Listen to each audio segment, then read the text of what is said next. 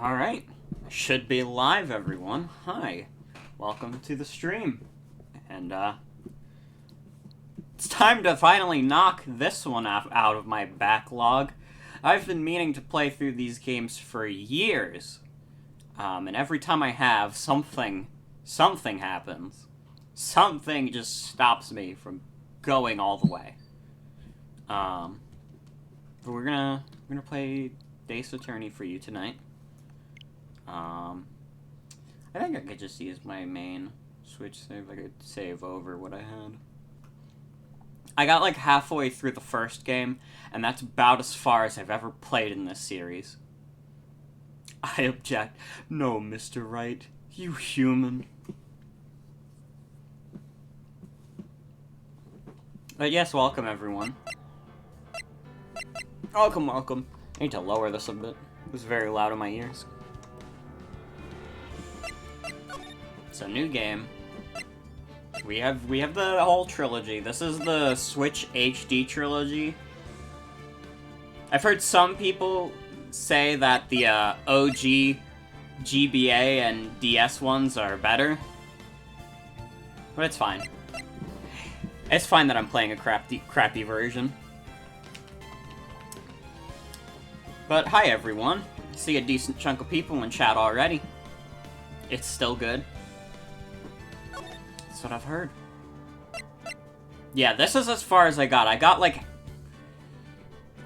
like halfway through this. How's this one worse? Oh yeah, it's just because people think the pixel sprites look better. Yeah, I met Edgeworth. I was introduced to all of the cast that came up to episode 3.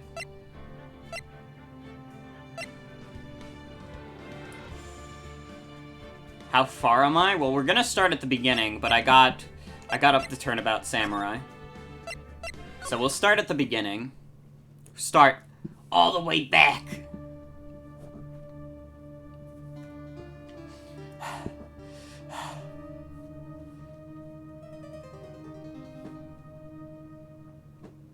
How much do I remember? Basically nothing.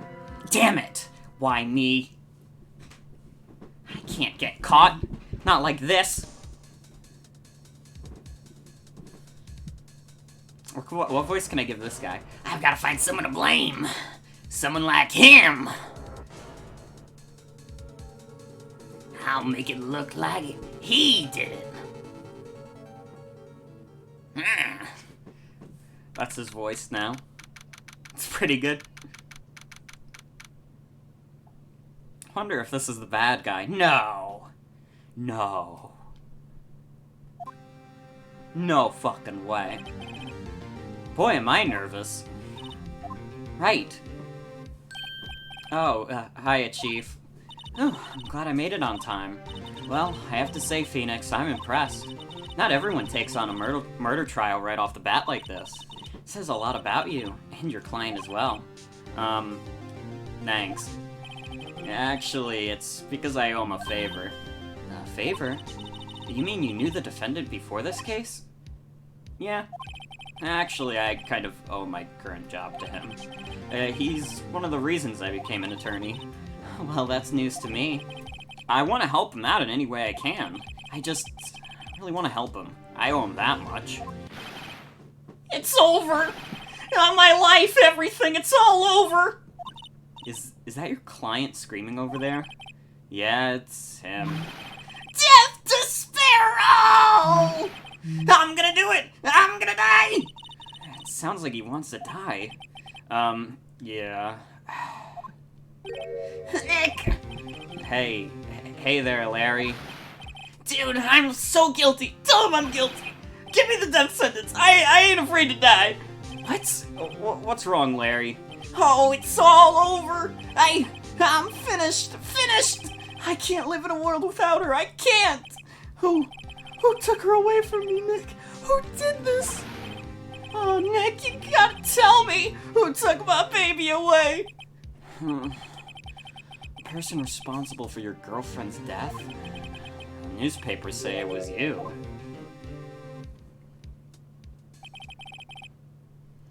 My name is Phoenix Wright. Here's the story. My first case is a fairly simple one. She died. A young woman was killed in her apartment. The guy they arrested was the unlucky sap dating her. Larry Butts. Larry Butts, my best friend since grade school. Our school had a saying, when something smells, it's usually the Butts. In the 23 years I've known him, it's usually been true. He has a knack for getting himself in trouble. One thing I can say, though, it's usually not his fault. He just has terrible luck. But I know better than anyone that he's a good guy at heart. That and I owe him one, which is why I took the case, to clear his name. And that's just what I'm gonna do. People are posting fake spoilers in chat like, Phoenix Wright is a lawyer. That's fucked up. How could you do that? Now I know the whole plot of the game. There's no point in me continuing. What voice am I doing for the judge? I feel like he's a bit too serious to do my, like, oh, hey! I can't do that one. Spoilers, Phoenix isn't actually a phoenix. In one case, the judge admits he committed arson. You want me to do the cuttlefish voice. Alright, I guess we're doing the cuttlefish. Court is now in session for the trial of Mr. Larry Butts. The prosecution is ready, Your Honor. The, defense is ready, Your Honor. Mr. Wright, this is your first trial, is it not? Yes, Your Honor. I'm, a little nervous.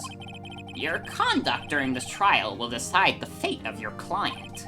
Murder is a serious charge. For your client's sake, I hope you can control your nerves. Thank you, Your Honor. Mr. Wright, given the circumstances, I think we should have a test to ascertain your readiness. Yes, Your Honor. Hand shaking, eyesight fading. The test will consist of a few simple questions. Answer them clearly and concisely. Please state the name of the defendant in this case. That's Larry Butts, right?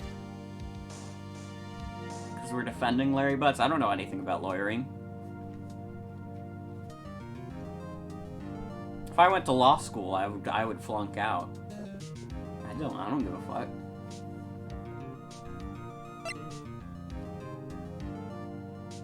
We can also save and load. Yeah, I got to...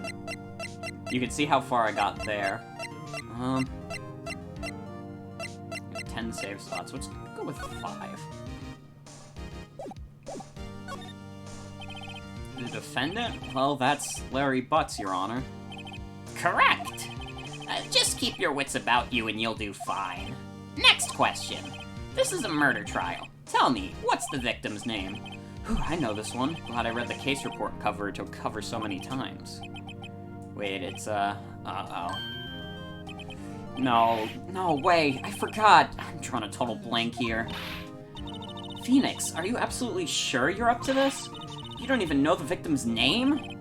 Oh, the victim. Of course I know the victim's name. I, just forgot. Temporarily. I think I feel a migraine coming on. Look, the victim's name is listed in the court record. Just press the R button and check it at any time, okay? Remember to check it often. Do it for me, please. I'm begging you. Mr. Wright, who is the victim in this case? Cindy. Cinderblock. Yeah, sure. The victim's name is, Cindy Stone. Correct. Now tell me, what was the cause of death? She died because she was... she was struck once by a blunt object. Correct! You've answered all my questions. I see no reason why we shouldn't proceed. I need to move these wires down so I can see the text better.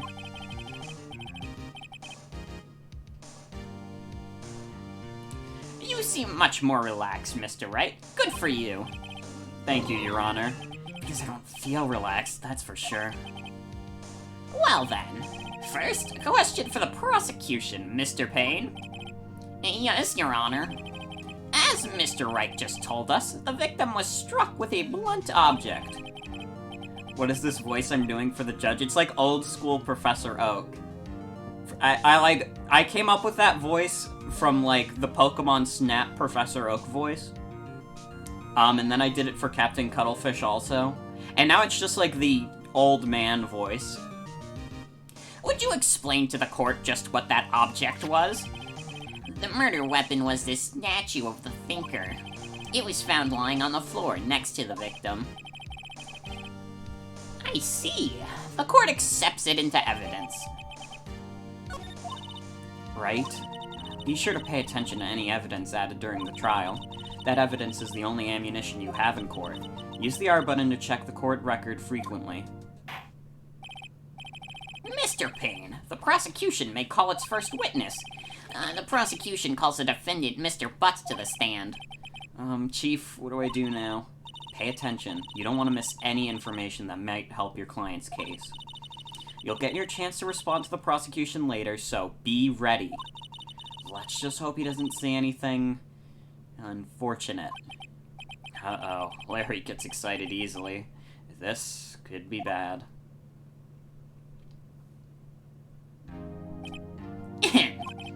Mr. Butts, is it not true that the victim had recently dumped you? Hey, watch it, buddy! We were great together! We were Romeo and Juliet, Cleopatra and Mark Antony. Didn't they all die? I wasn't dumped. She just wasn't taking my phone calls or seeing me, ever. What's it to you anyway? Mr. Butts, what you describe is generally what we mean by dumped. In fact, she had completely abandoned you. She had just returned from overseas with one of them the day before the murder. What do you mean, one of them? Lies! All of it! Lies! I don't believe a word of it! Your Honor, the victim's passport. According to this, she was in Paris until the day before she died. Indeed. She appears to have returned the day before the murder. Dude, no way! The victim was a model, but she did not have a large income. It appears that she had several sugar daddies. Daddies? Sugar? Yes, older men who gave her money and gifts. She took their money and used it to support her lifestyle. Dude! We can see clearly what kind of woman this Miss Stone was. Tell me, Mr. Butts, what do you think of her now? Right? I don't think you want him to answer that question. Yeah, Larry has a way of running his mouth in all the wrong directions. Should I?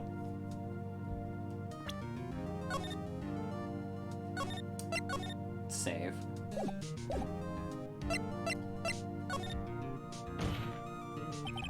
My client had no idea the victim was seeing other men. That question is irrelevant to this case. Dude, Nick, what do you mean irrelevant? That cheating she-dog. I'm gonna die. I'm just gonna drop dead. Yeah, when I meet her in the afterlife, I'm gonna get to the bottom of this. Let's continue with the trial, shall we? I believe the accused's motive is clear to everyone. Yes, quite. Oh boy, this is so not looking good. Next question. You went to the victim's apartment on the day of the murder, did you not? Well, did you or did you not? Well, maybe I did, and maybe I didn't. Uh-oh, he went. What do I do?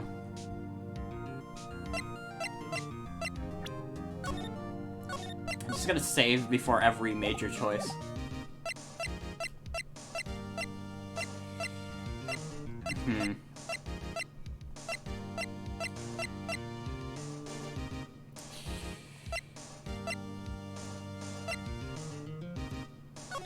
We gotta stop this. I'll send him a signal. Lie like a dog.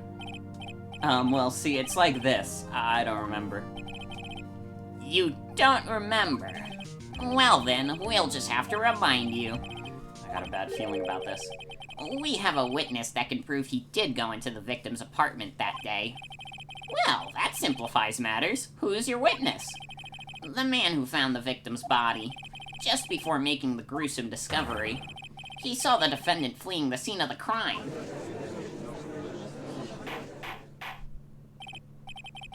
Order! Order in the court! Mr. Payne, the prosecution may call its witness. Yes, Your Honor. This is bad. On the day of the murder, my witness was selling newspapers at the victim's building. Please bring Mr. Frank Sawit to the stand.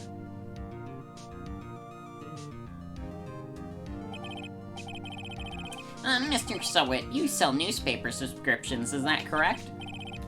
Oh, yes, newspapers, yes. Mr. Sawit, you may proceed with your testimony. Please tell the court what you saw on the day of the murder.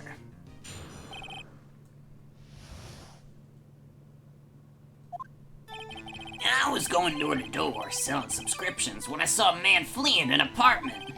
I thought he must be in a hurry because he left the door half open behind him. Thinking it strange, I looked inside the apartment, and then I saw her lying there, a woman, not moving. Dead. I quailed in fright and found myself unable to go inside. I thought to call the police immediately. However, the phone in her apartment wasn't working.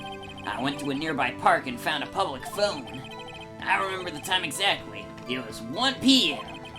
The man who ran was, without a doubt, the defendant sitting right over there. Larry, why didn't you tell the truth? I can't defend you against a testimony like that. You told them to lie. You gave the signal to lie, Phoenix. This is our fault, too. We fucked this up. Incidentally, why wasn't the phone in the victim's apartment working? Your Honor, at the time of the murder, there was a blackout in the building. Yeah, I did tell him to lie, so I don't know why Phoenix is like, why did you tell the truth? Because you told him to lie. Phoenix, come on. Aren't phones supposed to work during a blackout? Yes, Your Honor. However, some cordless phones do not function normally. The phone that Mr. Sawit used was one of those. Your Honor, I have a record of the blackout for your perusal. Blackout record. Now, Mr. Wright, Yes, yes, Your Honor? you may begin your cross-examination. Cross-examination, Your Honor. Alright, right, this is it. The real deal. What exactly am I supposed to do? Why, you exposed the lies in the testimony the witness you just gave. Lies? What? He was lying? Your client is innocent, right?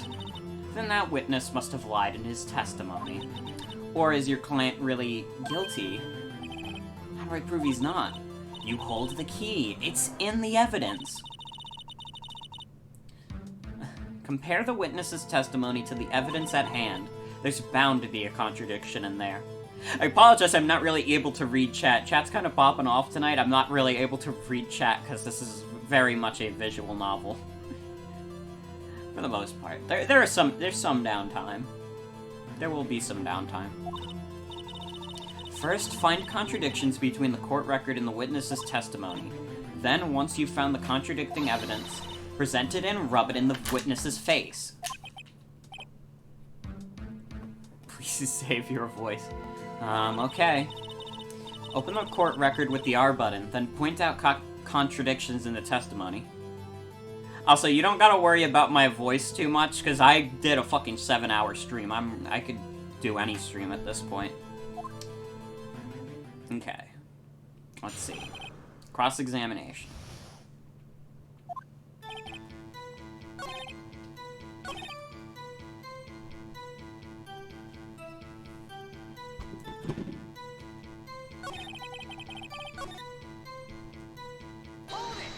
I'll just press him on everything. Isn't a man leaving an apartment a common sight? I find it odd you would take notice of him. I don't know, he just seems strange to me, that's all.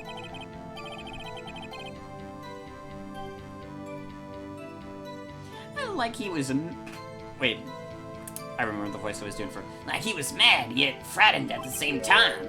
Just like a criminal fleeing the scene of a crime. The defense requests that the witness refrain from conjecture. Of course, what the witness means is that he saw the man... is that the man he saw looked suspicious. So what happened next? Half open, you say? Yeah. The door was open halfway, yes. I watched for a moment, but no one came to close the door. That's odd in a big city like this, I thought. I see, and what happened next? What gave you the idea to do that? Well, the door was half open, you see. Isn't it only human to want to peek? We climb mountains because they are there. It's the same thing. Truer words have never been spoken. Anyone would look inside. Why did pain cut him off so quickly? So you looked into the apartment. What happened then?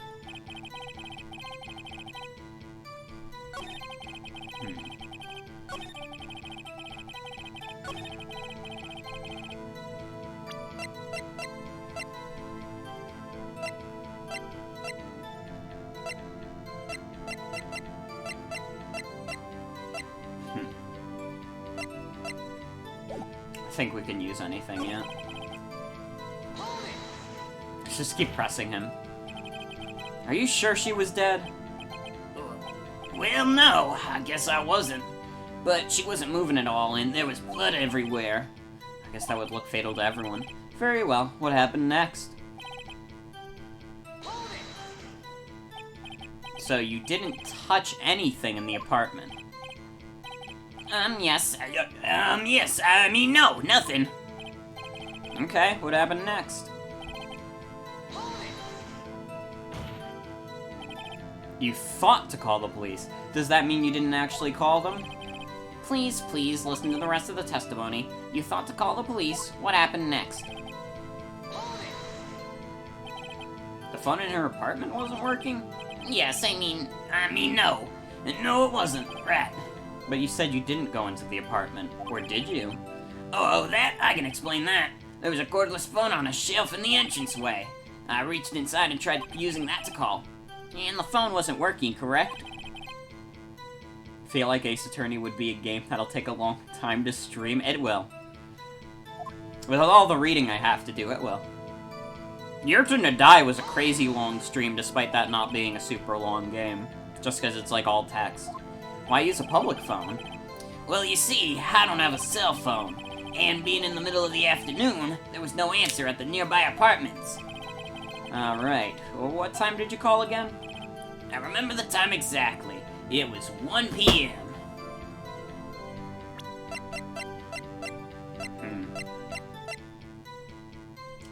Oh. Oh. Woo. Fucking no. You fucking fraud. You found the body at 1 p.m. You're sure? Yeah, it was 1 p.m. for certain.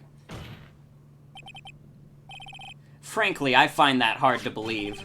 Your statement directly contradicts the autopsy report. The autopsy notes that at the time of death was sometime after 4 p.m. There was no body to find at 1 p.m. How do you explain this 3-hour gap? Oh, that! What is this fucking... Objection! That's what he just did. Ah!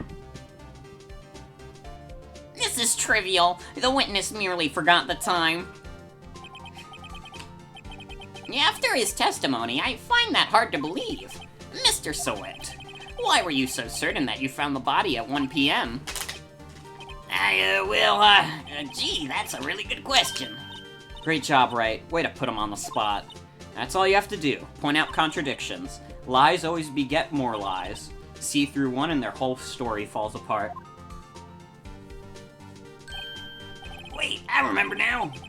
Would you care to give the Would you care to give the testimony again? Time of discovery. You see, when I found the body, I heard the time. There was a voice saying the time. It was probably coming from the television. Oh, but it was 3 hours off, wasn't it? I guess the victim must have been watching a video of a tape-recorded program. That's why I thought it was 1 p.m. Terribly sorry about the misunderstanding. I see. You heard a voice saying the time on a taped program. Mr. Wright, you may cross-examine the witness. Right, you know what to do. I've got this one. Yeah, the power was out, so this guy is full of shit.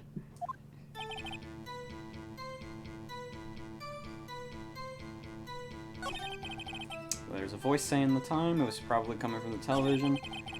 Oh, but it was 3 hours off, wasn't it?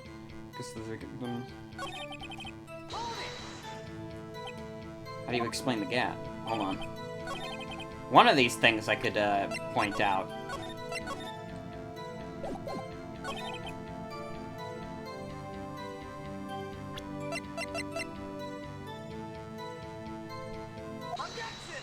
Hell no. Hold it right there. The prosecution has said that there was a blackout at the time of the discovery, and this record proves it. You couldn't have heard the television or a video. The defense has a point. Do you have an explanation for this, Mr. Sowit? No, I find it quite puzzling myself. Quite. Oh wait, I remember now. Mr. Sowit? The court would prefer to hear an accurate testimony from the very beginning. These constant corrections are harming your credibility. That and you seem rather distraught. My apologies, Your Honor. It must have been the shock of finding the body. Very well, Mr. Sowit. Let's hear your testimony once more, please. Hearing the time. Actually, I didn't hear this. I didn't hear the time. I saw it. I keep doing the judge voice for him. I apologize. There was a table clock on the apartment. Wasn't there? Yeah, the murder weapon. The killer used it to hit the victim. That must have been what I saw. You saw a clock. I guess that would explain it. The defense may now cross-examine the witness. Gladly. Why is his head still like a hen?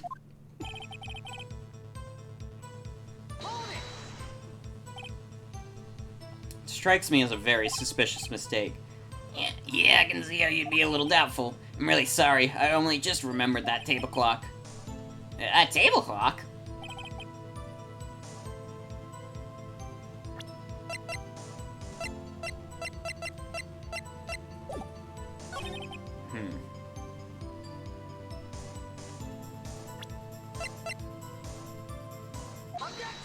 The clock. The statue. Wait just a moment. The murder weapon wasn't a clock. It was the statue. Now how is this supposed to be a clock? What? You with your objections and your evidence? Just who do you think you are? Just answer the question, Mr. Sowit. Hey, I saw it there, okay? That's a clock! Your Honor, if I may. Yes, Mr. Payne? As the witness stated, this statue is indeed a clock. The neck is a switch. You just tilt it and it says the time out loud. As if it doesn't look like a clock, I submitted it as a statue. My apologies. I see. So the murder weapon was a table clock after all. Well, Mr. Wright, it appears the witness's testimony was correct. This is a clock. Do you have any problems with this testimony now? Your Honor, there is a gaping hole in the witness's testimony. The only way he could have known the weapon was a clock is to hold it in his hand. Yet the witness testified that he never even entered the apartment. Clearly a contradiction. Indeed. The witness knew it was a clock because he... You're lying. You were inside the apartment on the day of the murder. Oh yeah, prove it. Prove I went in there. I'll do it better than that. I can prove you were the one who killed her. You struck her with the clock, and the shock of the blow triggered the clock's voice. That was the sound you heard. Order in the court. Intriguing. Please continue, Mr. Wright. Yes, Your Honor. Mr. Sowet, the sound must have left quite an impression on you. Understandable, since the murder weapon spoke just as you hit the victim. That voice was burned into your mind. That's why you were so certain about the time. What's the meaning of this? This is all baseless conjecture. Baseless? Just look at the witness's face. Would the witness care to elaborate? Did you strike the victim with the clock? That day, I never. Look, the clock, I heard. No, I mean, I saw.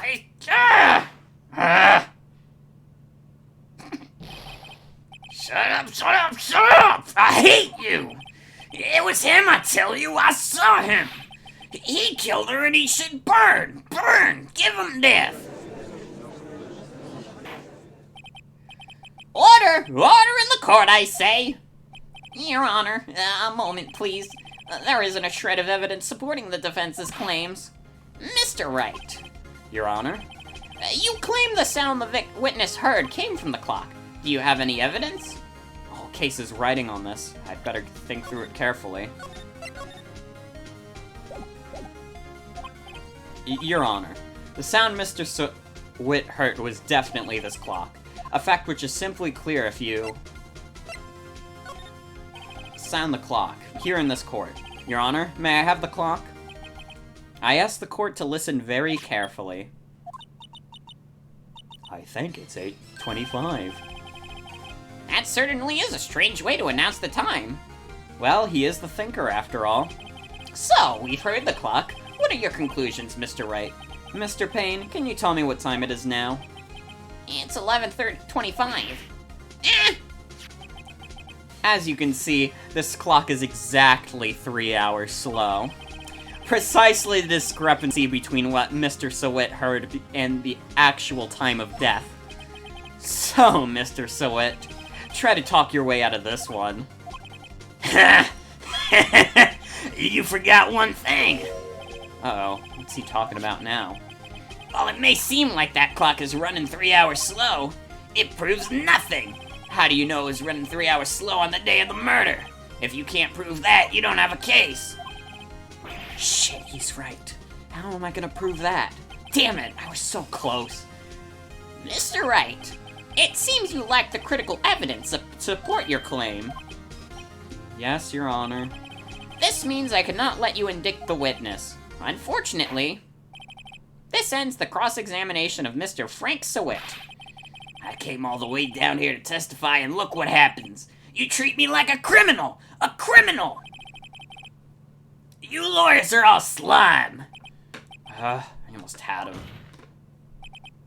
Sorry, Larry, I failed you. There's nothing I can do about it now. Huh? Not so fast, Mr. Sowet. Mia, I mean, Chief! Listen up, Wright. Don't throw this one away. Not like this. Think. But, Chief, it's over. I can't prove the clock was slow the day of the murder. No one can prove that. Well, yes. But that doesn't mean you can't still win. Try thinking out of the box. Don't waste time doubting the facts. Assume the clock was 3 hours slow and think it through. Ask yourself, why was the clock 3 hours slow? Oh, I think I know the answer to this one. I think I remember this. Figure out the reason and you'll have your proof. Right? Can you think of a reason why the clock would be 3 hours slow? Wait, maybe I can prove it. You must have evidence somewhere that can prove it, right? Find it and let them have it. Well, Mr. Wright, you say the clock was already running slow on the day of the murder. Have you found evidence to support this claim? Of course, there is a piece of evidence in the court record that can prove my claim beyond a doubt. Let's save. Ha, tough words. Let's see you pull this one off. Let's see this evidence that proves why the clock was running slow.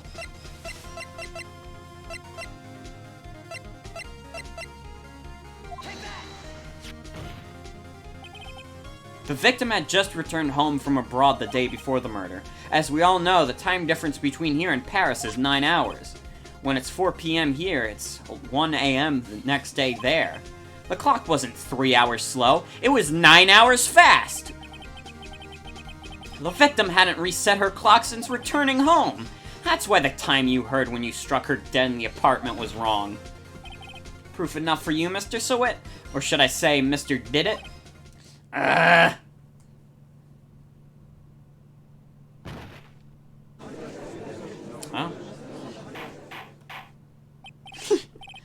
Order! Order, I say! Well, this case has certainly turned out differently than we all expected. Mr. Payne, your witness? He was arrested and taken away, Your Honor. Very well. Mr. Wright? Yes, Your Honor? I have to say, I'm impressed. I don't think I've ever seen someone complete a defense so quickly, and find the true culprit at the same time. Thank you, Your Honor. At this point, this is only a formality, but this court finds the defendant, Mr. Larry Butts. Not guilty.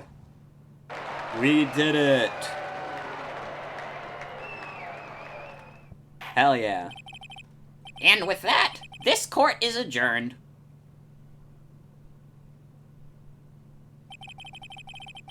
Turns out that Frank Sowit was a common burglar. He posed as a newspaper salesman to check and see when people were out of the house. That day, when Larry went to her apartment, the victim wasn't home. After he left, Mr. Sowit let himself in and do his dirty work. While he was searching her place, the victim returned. Flustered, Mr. Sowit grabbed the nearest blunt object he could find.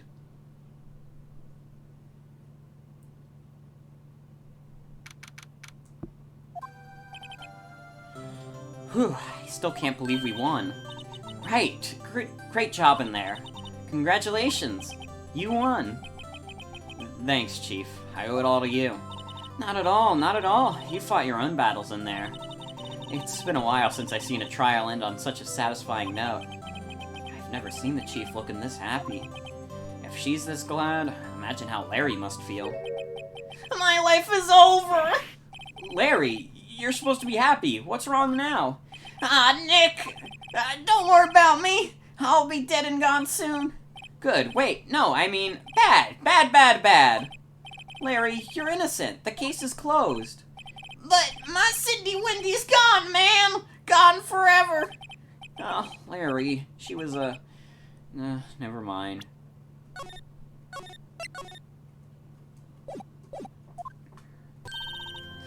Congratulations, Harry. Harry?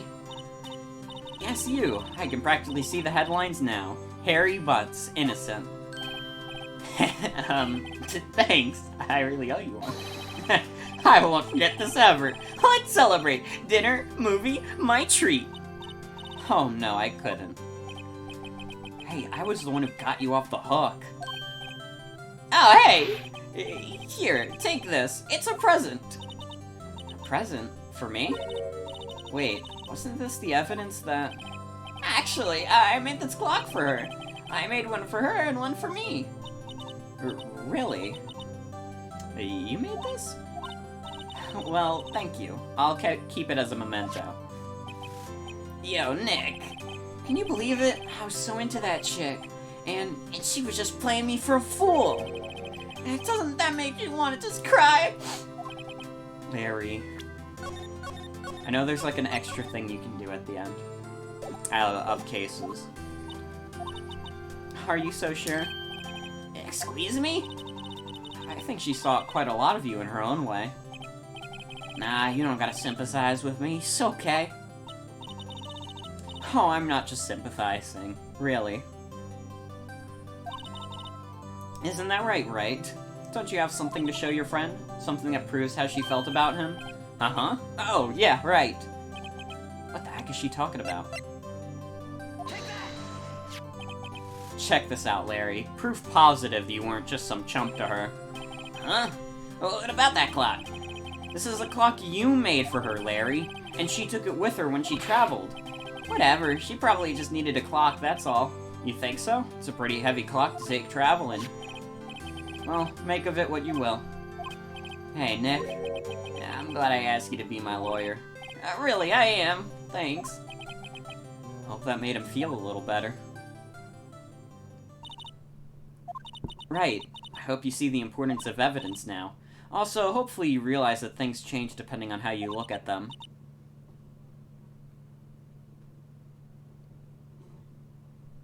People, too. We never really know if our clients are guilty or innocent. All we can do is believe in them. And in order for them to believe you, you have to believe in yourself. Right? Listen, learn, grow strong. Never let go of what you believe in. Never. And be careful about posting spoilers, they will be deleted.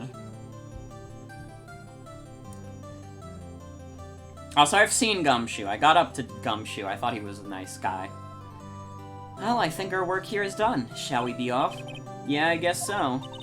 Spoilers! Iron Man dies. Fuck you. Say, how about dinner? On me. We'll drink a toast to innocent butts. Yeah. Speaking of Harry, you were saying part of why you became a lawyer was because of him. Yeah. Part at least. You'll have to tell me more about it sometime. Maybe over drinks? And so, my first trial came to a close. Larry slapped me on the back and said, "Gee, Nick, it's great to have good friends. But I'm pretty sure he's not going to pay us, unless you count the clock he gave me." Mia. I didn't know it then, but that clock was soon going to be at the center of another incident. And my promise to tell the chief about me and Larry would be one promise that I wouldn't be able to keep.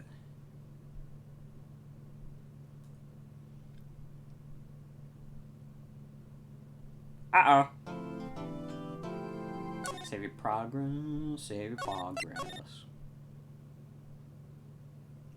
Episode 2, Turnabout the Sisters.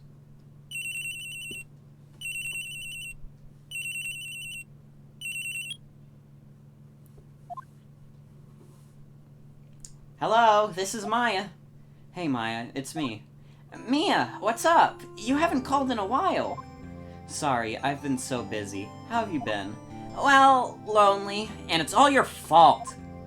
Nah, I'm just teasing. I've been great. I'm finally getting used to having my own place. That's good to hear. Actually, I'm calling because I have a favor to ask.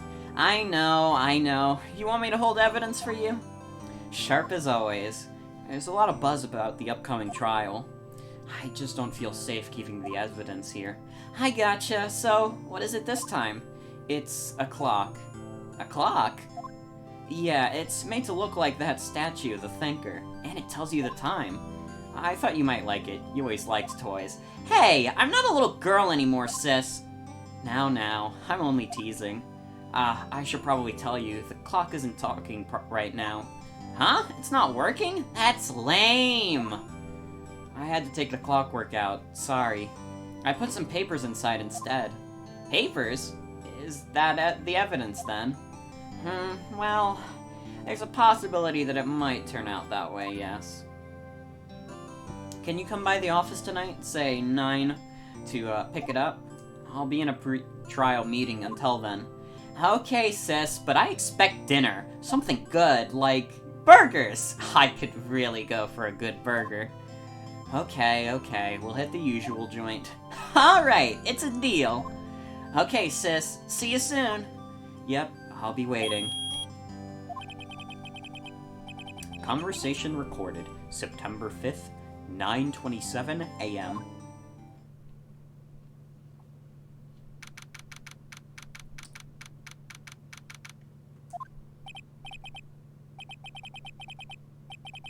Now, Miss Faye, I'll take what's mine. The papers. I'm sorry, but I can't give you what I don't have. Miss Faye, you are a poor liar. Why, I see it right over there. That must be the Thinker that swallowed those papers. How could you know? Oh, you are not... I'm not saying that word. That's not a word you can say. That's impossible. That's one of those words they make up. Alright, I'm the English major, and I get to tell you that that's a stupid fucking word that I'm not pronouncing. Of my background? Gathering information is my business, you see. I should have been more careful. Oh, my dear Miss Faye, I am so very sorry. Just say where? Cognivorous? Cogniferous? It's not even a word? So they just made that shit up. They made that shit up for clicks. What the fuck? Fucked up. But I am afraid I must ask you for one more thing. Your eternal silence. Farewell, Miss Fey.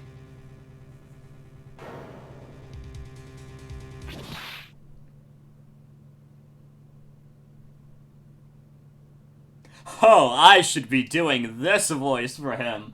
Darling, please. That's the DJ Groove's voice. You fucking whore. F in the chat. Uh-oh, I'm late. Huh? That's strange. Guess the chief left without me.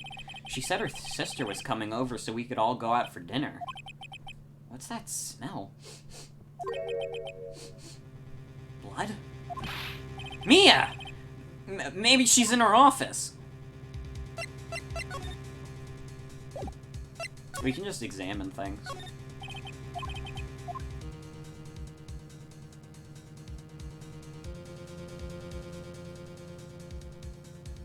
Wayne's stream is too chaotic, so you've come here for the night while you try to get the 7th Chaos Emerald in Sonic Heroes. Well, welcome.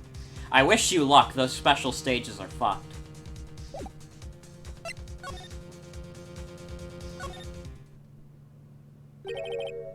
That smell. Blood. Sis. Someone's there. Chief? Chief? Chief! That was not a very good, reaction. Who are you?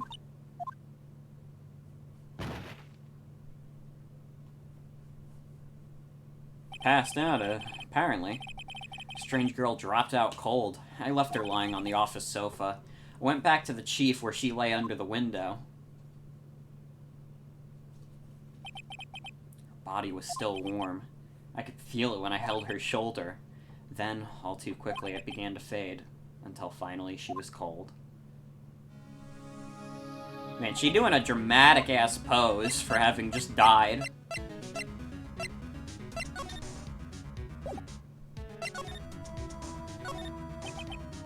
Chief, it's hard seeing her like this, but if there are any clues here, she was struck on the head with a blunt object.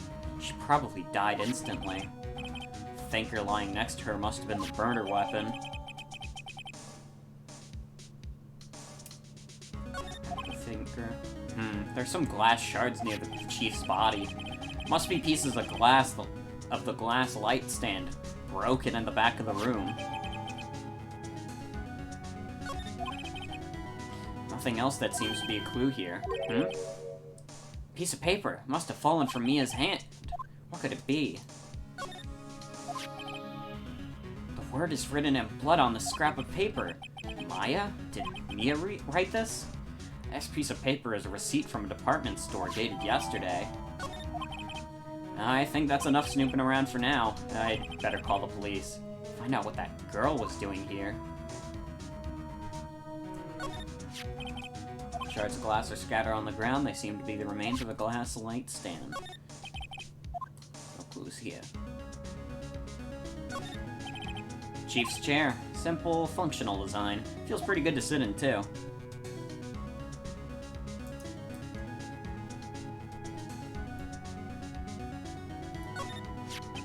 It's encrusted with dried blood. How ironic that this became the murder weapon again. Yeah, Larry Butts has a thing of accidentally giving people killing weapons. It's painful to look at, but I have to for Mia's sake. Looks like she was hit in the head with a blunt object. She probably died instantly.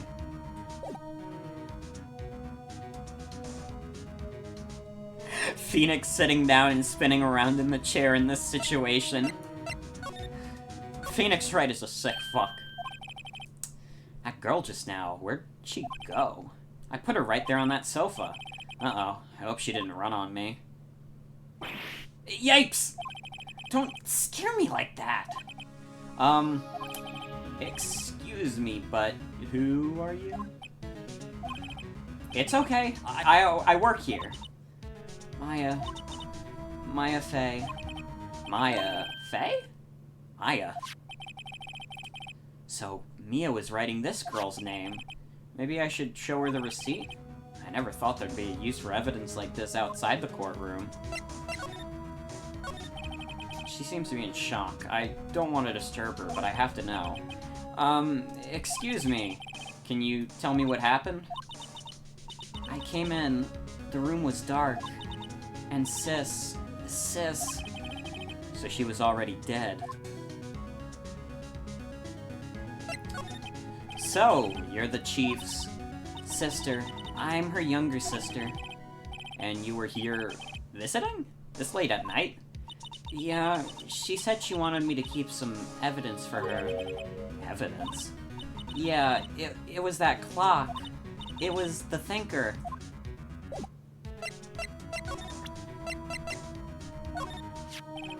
Before Mia died, she wrote a message with her own blood. She wrote it on the back of this receipt. That's my name! Why? Why would she write my name? Please, just calm down. Just calm down. I am a lawyer. It's okay.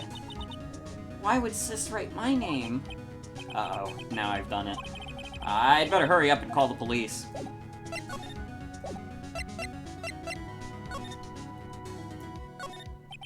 Couldn't cram more legal books in here even if you wanted to. Few can gaze upon the shelves without feeling insignificant. Door to the chief's office. Slightly open. I'd better not touch the doorknob. A large painting. I guess you'd call this modern art. I, on the other hand, call it a mistake. This sofa is for clients. It's leather. A real luxury model. When has calm down ever worked? Probably maybe like 3 times in history. The reception desk. I usually sit here. Small writing desk cluttered with office supplies. I like how fucking Phoenix just decided to like, oh man, my chief's dead. Now I can finally insult this garbage painting she brought. Just this absolutely moronic, stupid creation. It's so dumb. It's the worst thing I've ever seen in my life. Who the fuck would make something like this? And who the fuck is the chief to buy something like this? The fuck was wrong with her? I miss her so much.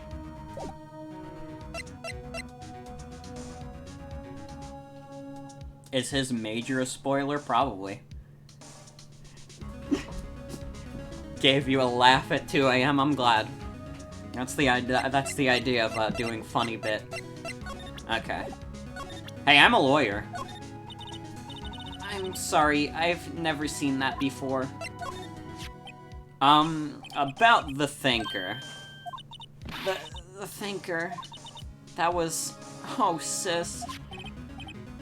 Probably shouldn't have asked her about the murder weapon.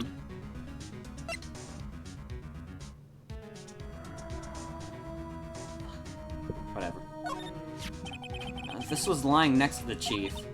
I know, I saw it there too. I thought they might be pieces of the light stand. Maybe. Ever heard of a glass light stand before?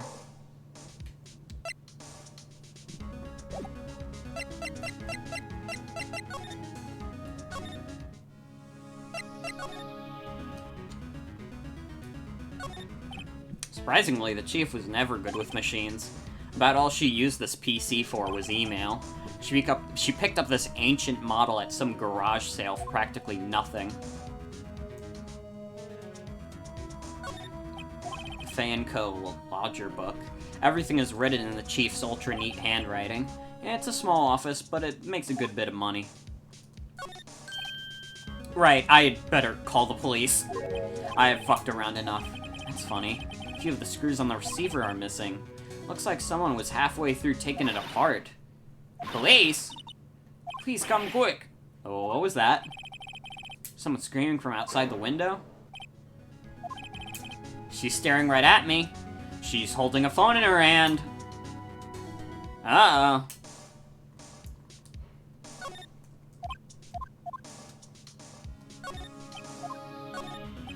phone receiver's missing a few screws. I'd better not use it.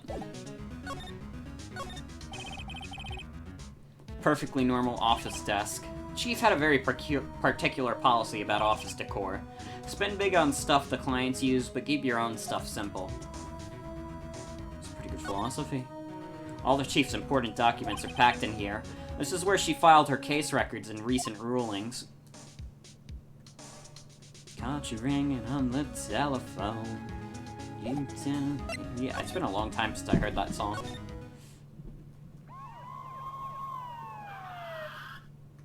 Police! Put your hands in the air! The police. Sounds like they're coming this way. Freeze! Police! Alright, I'm Detective Dick Gumshoe, see? Gumshoe? What an odd name. We have received a report from the building across the way, see? Got a person saying they saw a murder. Must have been the woman I saw. Anyway, I don't want either of you moving an inch, okay? Great. Just great. Maya, wait, she wouldn't have. Nah. Whoa! Excuse me. Eek! This word Maya here mean anything to you? That's my name. What? Ugh. The victim drew out this here note in her own blood, see? With her dying breath, she wrote down the killer's name. Killer? I'm not... Case closed. You're coming down to the precinct, ma'am. What? Oh... Mia's younger sister Maya, was arrested on the spot. I was taken in for questioning and didn't get out until the next morning. Ugh. My eyes were heavy, but I couldn't sleep. Sat around waiting for visiting hours to begin at the detention center. I had to talk to Maya as soon as possible. I am fucking dead tired. Wow, I have poor Maya locked up here like a criminal. Oh... It's you, the lawyer. Good morning. Good morning! She looks so tired. Are you going to be my attorney? Well, that's what I wanted to talk to you about. First things first, I better get her cheered up. Yeah, of course I will. Cheer up. Really? Oh, did I say the wrong thing? She looks sadder now. What's wrong? You don't think I can do it? No, no one could. Who would believe me? Even you, when you found me in the office, you looked at me like I had done it. Did I look at her like that? No, I never thought. It's okay. I understand.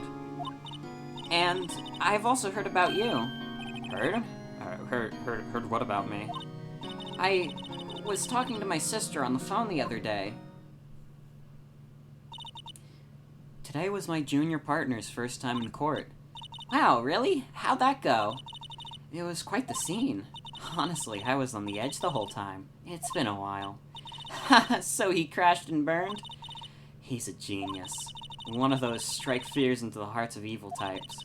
The only thing he's lacking is experience. Huh. Sounded like it was fun. Well, I know who to go to if I ever get in trouble now. I don't know, Maya. I think you might want to wait. Give him 3 more years. That is, unless you want to be found guilty.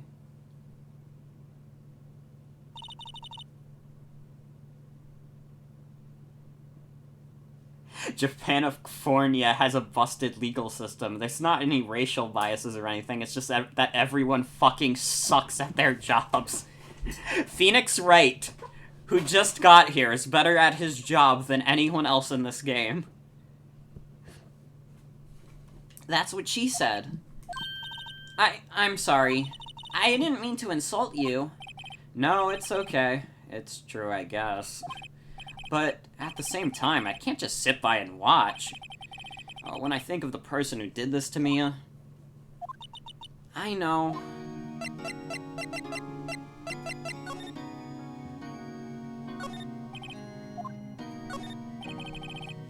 This guard monitors the visitor's room. He hasn't moved an inch. A real pro, this guy. Smile for the camera.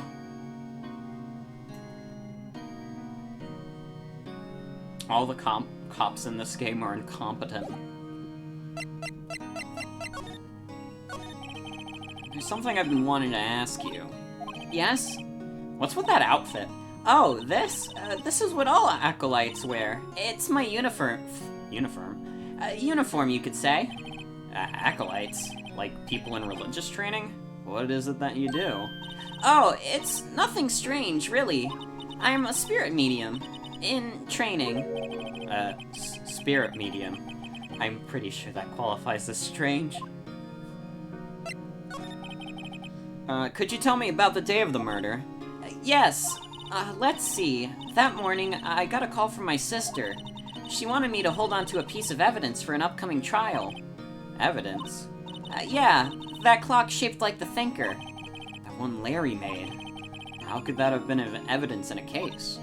Right. She said something about that. I remember. Do you want to hear it in her own voice? Her own voice? What? Wait. Yeah. I'm pretty sure our conversation is on my cell phone. Oh, you recorded it. My mistake. Yeah, I forgot how to delete these things. So, you say you have a conversation with your sister on your cell phone. Let's hear it. Right. Oh, I just remembered. That detective took my cell phone. Sorry. Oh, right. Of course. Listen, next time I see Detective Gumshoe, I'll ask him for it. I'll write you a note so you don't forget, okay? Sure, thanks. So you're an acolyte. Medium in training. That's right. The Fae family, especially the women, have always been very sensitive to the spirit world. Wait a second, you said the Fae family? So Mia was into the stuff too? Of course! She left the mountain to follow her career, she said. Her powers were first class too. I had no idea. Wait! What? So you're a real, honest-to-goodness spirit medium? With WPSP and all that? Yeah, in training. Well, can't you contact Mia's spirit then? We can just ask her who killed her. I'm sorry. I'm still in training. I couldn't do something on that level. I thought that would be too easy. Huh? Something the matter? I was wondering, could I ask you a favor? What? This is the address of a famous lawyer. My sister gave me this a long time ago. She said if I was ever in trouble, I should call him. And, well, I'm in trouble. Do you think you could go ask him to represent me? Sure, why not? I'll go ask. Thank you so much! I have no one else to turn to. Say, what about your parents? I see. Don't worry, leave it to me. Thank you. The trial's tomorrow at 10 o'clock. What? Tomorrow? Tomorrow. What if this guy refuses? They told me that if I don't find one, the state will pick an attorney to defend me. When will that happen? They're giving me until 4 this afternoon. And visiting hours are almost up. I better hurry. Right, I'll be back. Oh, we can talk more about the day of the crime. Could you tell me about the day of the murder? Sorry, I know it must be hard. No, it's okay. All I've been doing the last few hours is talking about it. I've kinda gotten used to it. Let's see. That morning, I got a call from my sister. She wanted me to hold on to a piece of evidence for an upcoming trial. That's the Thinker statue that Larry made. Practically qualifies as a serial murderer by now. So then, when did you arrive at the office? It was right around 9 o'clock. The lights were off and I could smell blood. Then I found her, my sister. Thanks, Maya. That's all I need to hear for now. Alright, let's roll out to Grossberg Law Offices. According to the receptionist, the big boss is out. She couldn't say when he'd be back. It must be hard to keep track of everything when you're a famous lawyer. Not to mention run an office like this. I guess I'll just have to come back later. Or I could snoop around. Solid mahogany desk. The wood's been polished to a deep luster. Expensive-looking mahogany bookshelves filled with expensive-looking books. Funny. They don't look like they've ever been read. That painting has been bugging me ever since I stepped in here. The oil paint is so thick it's practically giving me a stuffy nose. Ugh. I'm sure the price is nothing to sneeze at either, for that matter. An expensive potted plant. No idea what kind of plant it is, but it's probably the most expensive one available. Table for clients. An elegant ebony case. If I'm not mistaken, that lighter's made of solid gold. Even I can tell someone here's got money to burn. If you guys don't think it's a spoiler, then I think it's fine to say that, yes, Phoenix Wright is an art major. I heard that. I don't know what game it's mentioned in, but, I mean, you guys seem chill with it. So this is that fancy environmental storytelling. Hey! What is it? Did you meet the lawyer? Sorry. I haven't seen him yet. I see. I better go see if I can find this elite lawyer she's been talking about.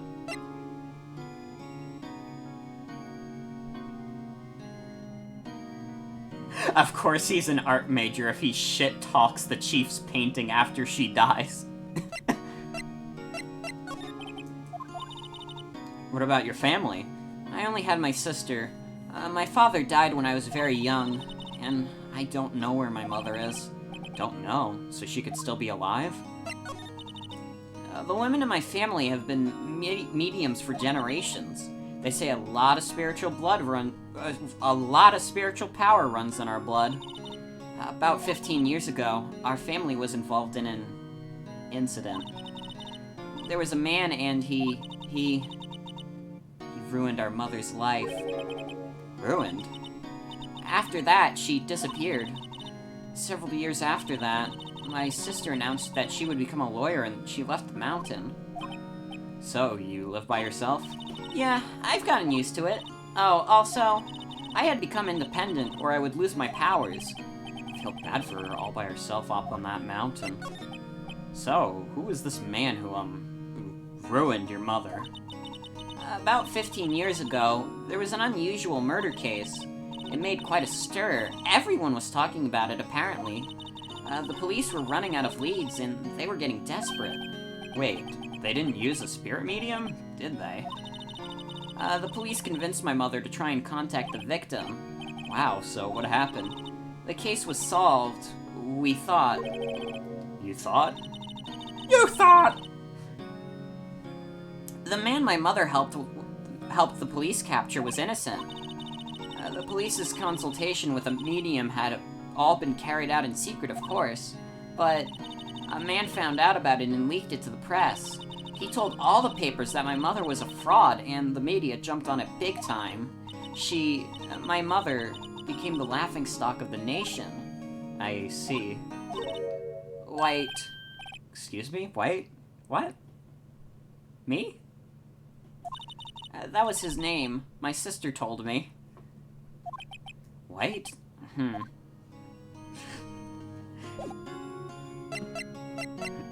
Pointing. White. That's literally what I was thinking. Why? You can't just say that, Mia. Or Maya. White. Hey, did you know I'm a lawyer? Hey, did you know I'm a lawyer? I got a lawyer badge. Seems odd that Phoenix had never heard of that case. He doesn't seem to have heard of a lot of cases.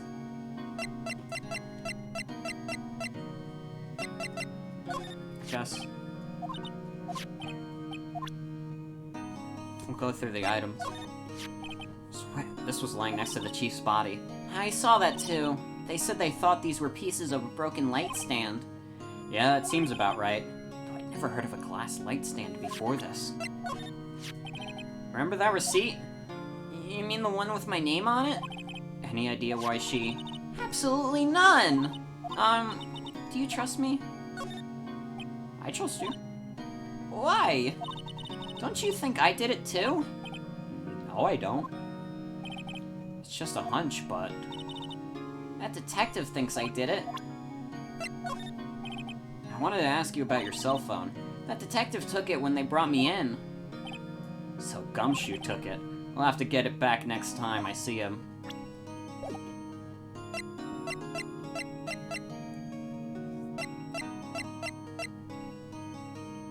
Alright.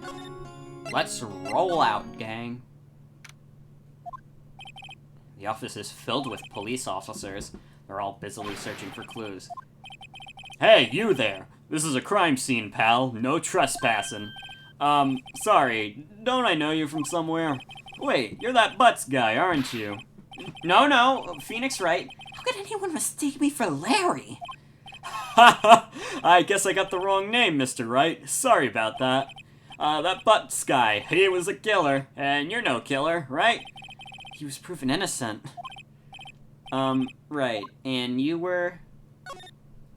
Gumshoe, wasn't it? Dick Gumshoe? Right, at your service. Hang on, that's Detective Gumshoe to you, pal. Anyway, get the name right. And don't go calling me Dick. Hey, Dick, over here! Yes, sir. Be right there. You're her lawyer, right, pal? If you got business here, you'd better do it quick. Oh, he thinks I'm Maya's lawyer. Let's check it out.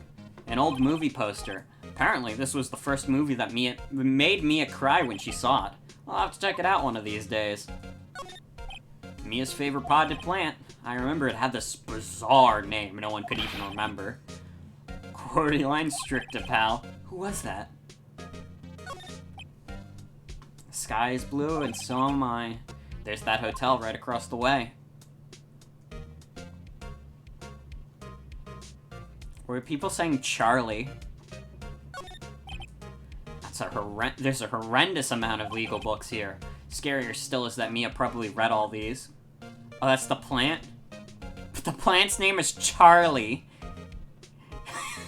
Okay. Mia's desk, perfectly clean as always. The only thing that's missing is Mia. About Miss Faye. Did you do an autopsy? Huh? You want to know the results, eh? Now, don't look at me like that, pal. It's no use. She might have been your boss, but that doesn't mean you get any special treatment. Alright. You can see the report, but that's all. About Maya. Yeah, I'm looking forward to the trial. Sorry, pal, but this is one trial you ain't gonna win. Oh, why do you say that? The city's put Prosecutor Edgeworth on the prosecution. Edgeworth? I'm sure you know what that means, you being a lawyer and all. Prosecutor Edgeworth. That's right, pal. Mr. Miles Edgeworth himself. Wait, you do know him, don't you? I know him. He's a feared prosecutor. He doesn't feel pain, he doesn't feel remorse. He won't stop until he gets his guilty verdict. Aw, don't talk about him that way. You make him barely sound human. Still, I'm afraid this pretty much decides the case. So, Edgeworth is on this one. He hasn't lost a case since he became a prosecutor at the incredibly young age of 20. Of course, there are rumors of back alley deals and forged evidence. All I know is for sure that Edgeworth hates crime with an almost abnormal passion. Never imagined I'd be facing him so soon.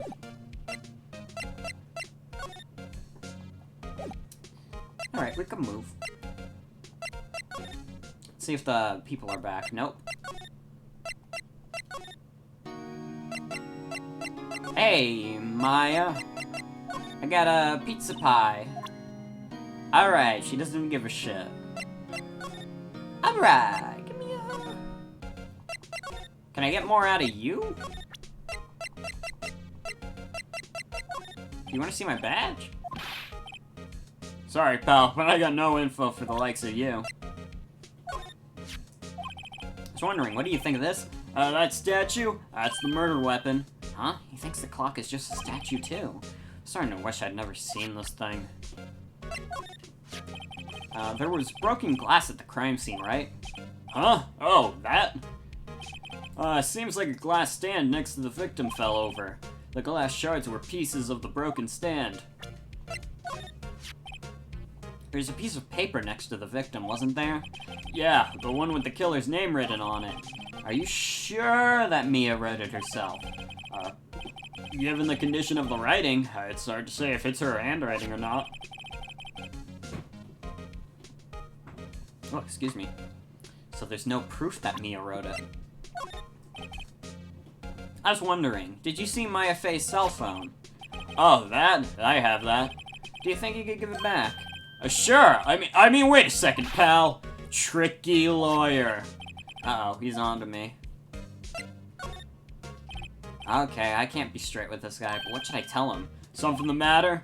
Oh, no, that carrying strap on the cell phone. This? It says, the Steel Samurai, warrior of Neo Old Tokyo. The Steel Samurai. That action hero on TV? Yeah, you see, that strap is a collector's item. She was worried it might get lost if it went down to the precinct. That what she said? Yes. Okay, pal. I wrote down all the numbers she called anyways. Here you go. Seems you didn't notice the recorded conversation. Guess I've asked all the questions I need to. You all done, pal? Yes. Thank you. I'll be heading out now. Oh, wait. One more thing I wanted to mention to you. I don't suppose you're planning on talking to that witness. Anyway, you better not. No influence in the witness with your lawyerly ways, pal. Come to think of it, I had completely forgotten about her. The witness? Yeah, Miss April May. I'm sorry about this, but I can't tell you anything about her. Well, you just told me her name. Miss May, huh? So you've sent her home already, then? You're trying your lawyerly tricks on me now. Shit is not good to go outside her room until the trial. So, she's still in the hotel across the way. I guess I should know better than trying to get a detective to leak information. You caught that right, pal. Time to pay a visit to Miss May.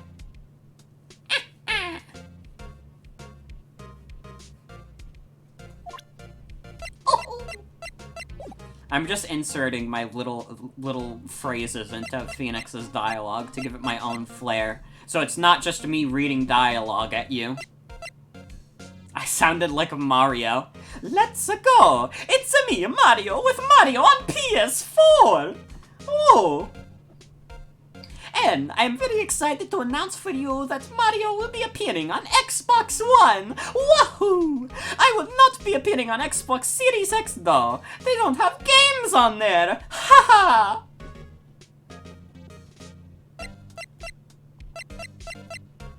Phoenix is an awkward guy, so it's perfect. Yeah, I'm an awkward streamer. Fabulous Mario voice. I'm gonna fly for you! Okay. Gerby, who's gonna have Winston's voice? Can it be Edgeworth? I don't know if I want to give Edgeworth Winston's voice. I was originally gonna give Gumshoe Winston's voice, but then I thought Ulbrich would be a bit more fitting. Please say so long, Gay Bowser in my Mario voice. So long, Gay Bowser! There you go. Mr. White will be perfect. I think I might know which character Mr. White is. I might have played far enough into the game. Well, hello there, handsome. Hi. Smooth, right? Real smooth. You're the lawyer, aren't you? The detective told me. He said don't say nothing to that lawyer, pal. Moment itself. Thank Detective Gumshoe for making my job harder. Gee, this is all like something out of a movie. It's all so exciting I can hardly contain myself. Just like my shirt can barely contain my boobies. Ah! Terrible. Terrible. Terrible jokes. Ah! I can't deal with this anymore. I'm shutting down the stream. Anyways. Oh, let me see if I can go freshen up so I can look the part of the beautiful eyewitness. pity the lawyer that has to cross-examine this one. That's you. I have to do that. We have to do that. Probably. There's a screwdriver stuck in this drawer. Wonder what's inside. Let's take a look. Hey! Hey! Hey! What are you doing? No touching! Oh, bad boy! You really shouldn't pry around in other people's rooms now. Hey, you wouldn't want to make me upset, would you? Upset? I thought she was going to explode for a second there. My god. Wonder what could be inside the drawer. Let's touch it again. What's inside, I wonder? Maybe later. Flowers are fake as expected. I know sunflowers and tulips, but that's about the extent of my floral knowledge. Ah, still seen painting. Wait, should that be still life? Whatever, one of those things hanging on the wall. A bottle and 2 glasses are on the table. Somebody must be staying with her. The late summer sunlight streams through the window. There's the Fane Co. Law Offices building, of course. You can see the inside of the room pretty clearly from here. I think it would be a little difficult to recognize a face from this distance, though. Simple bed. It's been recently made. Nothing eye-catching here.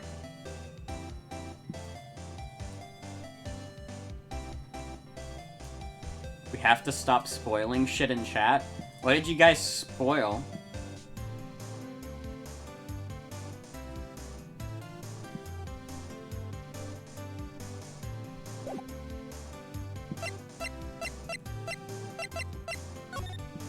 Spoilers, I'm hungry. That is fucked up if true.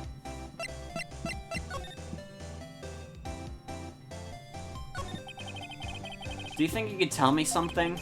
I need you to describe what you observed at the time of the incident. Oh, observe! Incident! You sound just like a lawyer in the movies. I like a man with a big vocabulary. Better not encourage her. Chat spoiled that Phoenix is uncircumcised. What did you see when it happened? I don't suppose you could tell me about it. Pretty please?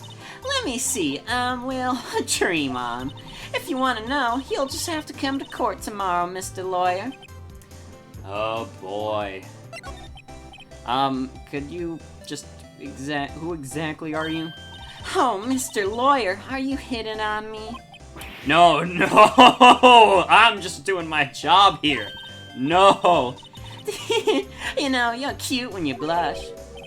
Believe me, this is the first time in my life I have blushed this much. And trust me, it is because you are very scary. No circumcision headcanons in the chat. Right. Can you just tell me what it is you do? Well, no. And you had your little hopes up, didn't you? Oh boy. I see there are 2 glasses on the table. Is someone staying here with you? Oh, what amazing powers of observation. You must be one of those famous detectives like on television. Oh, no, not me. I'm just a lawyer. Say, Mr. Big Detective, why don't you go look for clues in the garbage? Miss May doesn't like nosy little lawyers. Oh boy.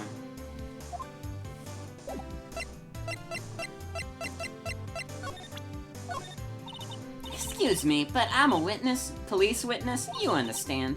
How could I possibly give you any information in good conscience, Me, the witness, it's just like in the movies. Excuse me, but I'm a witness, you understand, Mr. Phoenix? I'm going to buy a new car this weekend.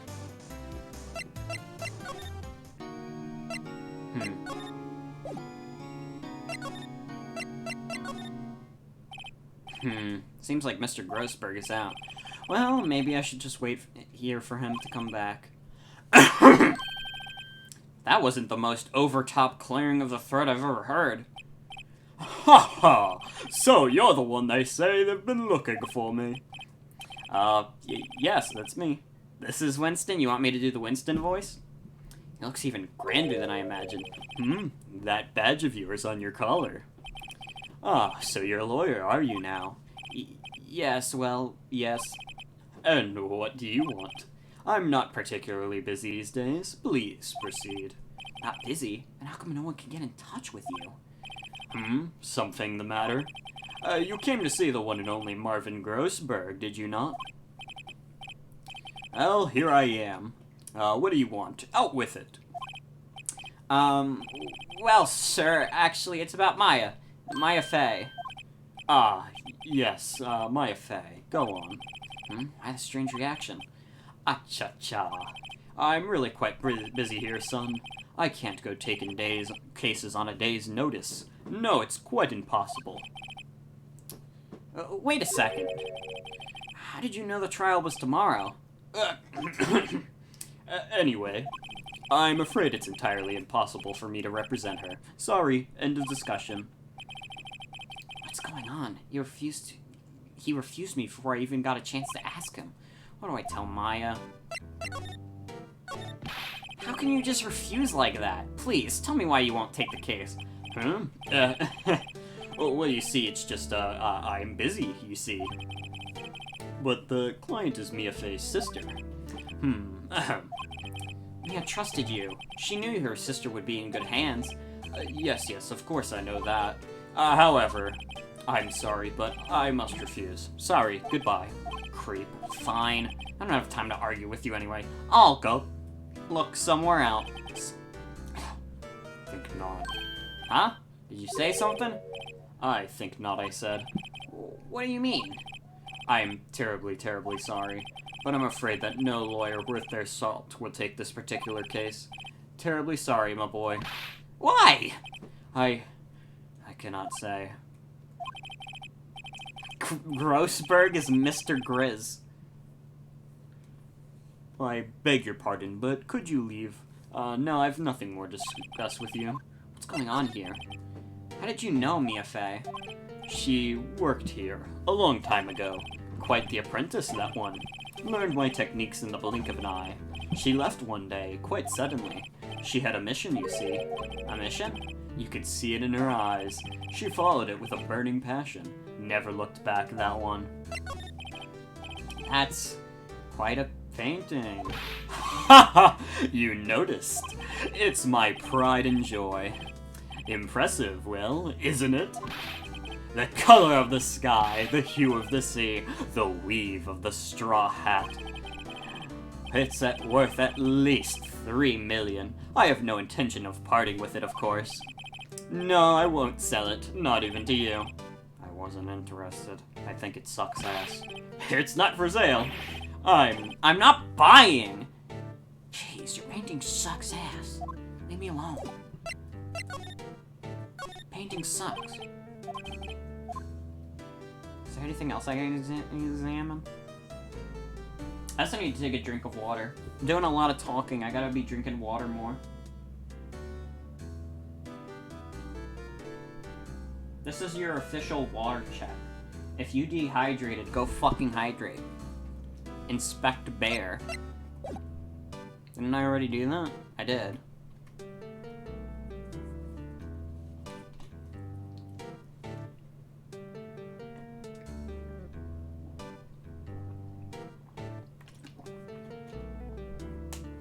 Thought that bear was an elephant. I think it's holding like a fish or something.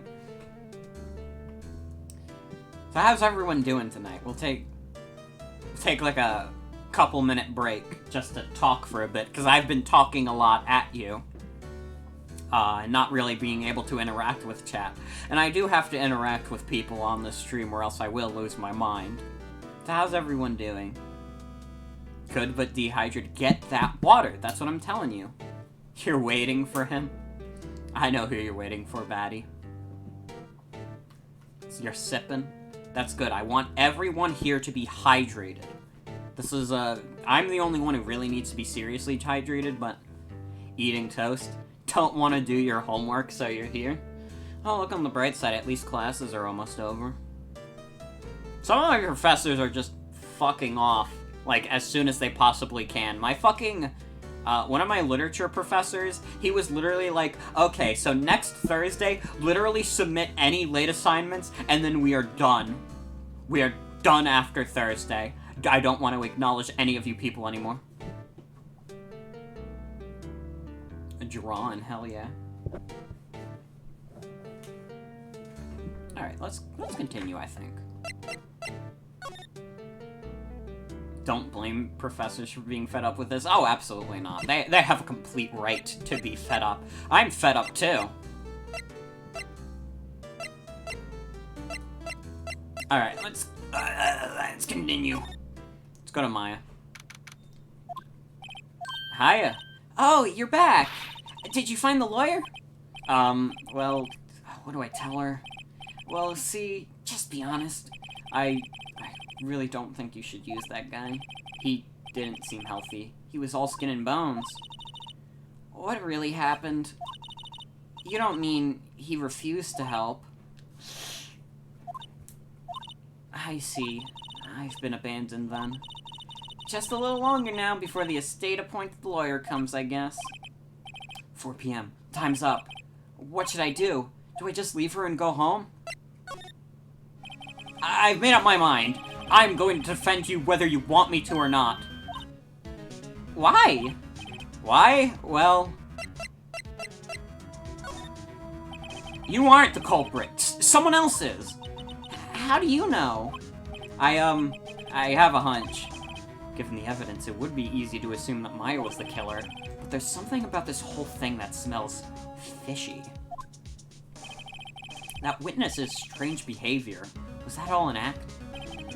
And the way that lawyer refused to help out Maya. But more than that, she has no one else left to help her. Nothing is more sad or more lonely than that. I know, I've been there, a long time ago. Why did I become a lawyer in the first place? Because someone has to look out for the people who have no one on their side. Maya, I won't abandon you. You can count on me. That's so kind of you.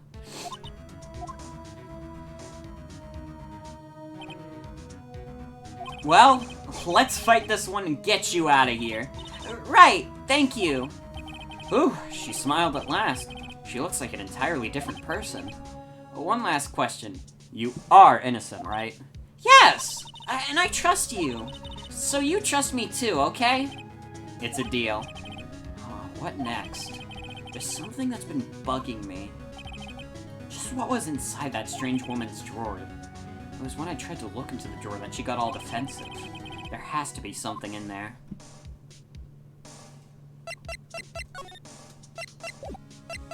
Okay, so we already talked. Hey! Good afternoon, sir. Excuse me, you are? I beg your pardon, sir. I am the bellboy of this establishment at your service, sir. Oh, right. I've just come to deliver room service, sir. Do you know where Miss May may be? I believe our guest, Miss May, is currently using the, facilities. If you've no need of anything, I'll be taking my leave. Please stay as long as you like. Enjoy. Yeah. Wait, no, hey, wait. Why does it seem like every time I come here I end up embarrassing myself? Wait. Now's my chance to snoop around a little bit. Oh, I almost forgot. You came back quick. Might I ask you to inform Miss May that there is a message for her? Please tell her that Mr. White of Blue Corp phoned. Oh, right, sure. Mr. White of Blue Corp? White. That was his name. My sister told me. White was the name of the guy who ruined Mia and Maya's mother.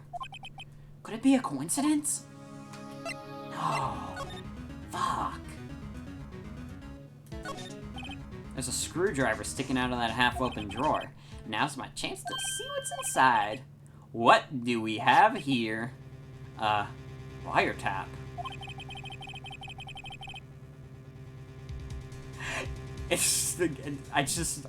I didn't actually get that until you mentioned that. It's Watergate Hotel. Nixon, watch out. What would a woman like her be doing with a thing like this? Wiretap added to the court record. There's definitely something suspicious about this Miss May. Why would she have something like this in her hotel room? There's a story behind all this, I know it! Alright. I'll be using this bit of evidence in tomorrow's trial, that's for sure. For Maya's sake, I'll get to this woman's bottom. Wait. I mean, you know what I mean! Oh, bellboy is still there. Uh-oh, time to scram. I look forward to going with you tomorrow, Miss May. In court.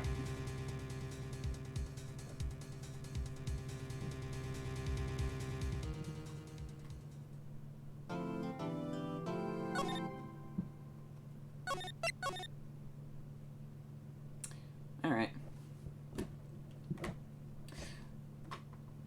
I'm gonna be right back. I don't have to go to the bathroom or anything, but I want an ice cream sandwich. That's my reasoning for taking a BRB. Me? What? Why are you yelling at me? Yeah, Edgeworth will be here soon. I want an ice cream sandwich. Okay. Let me have this. Okay. I'm hungry.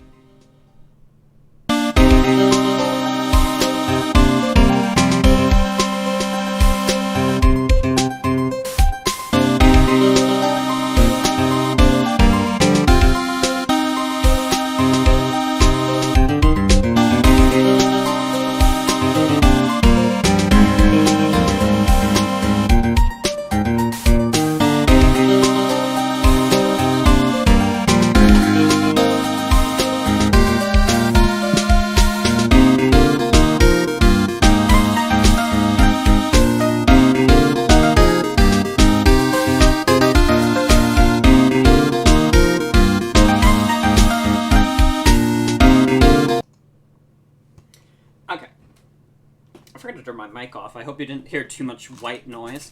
But I got my ice cream sandwich. I also had to bring Fergus inside. So we will start again in a second, but now I can just talk to chat. Hi, everyone. Hope you're all having a great Friday.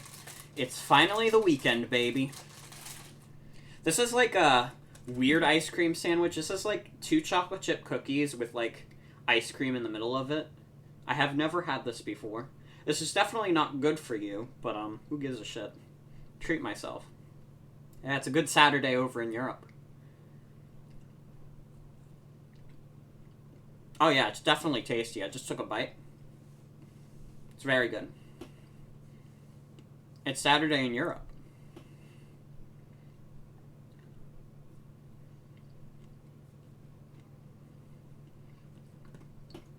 You have 3 bags of candy lying next to you. You can't judge.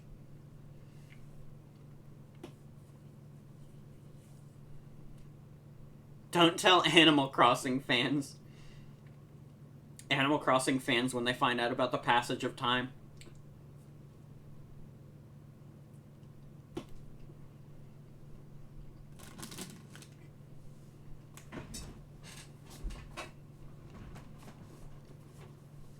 Time zone exists. You already forgotten case 1.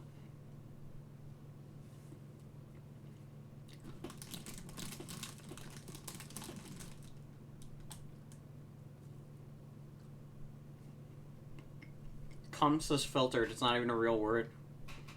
Animal Crossing fans when they play Sonic CD. Okay, this is what Animal Crossing fans do when they play Sonic CD. Ah! God damn it! Ah! That's Animal Crossing fans when they play Sonic CD. I could have gone in more crazy with that, but I didn't because I didn't want to hurt my keyboard.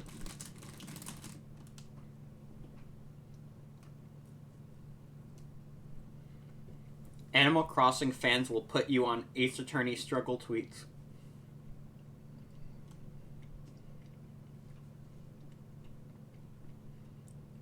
Yeah, someone should put a clip of me on like a struggle tweets account.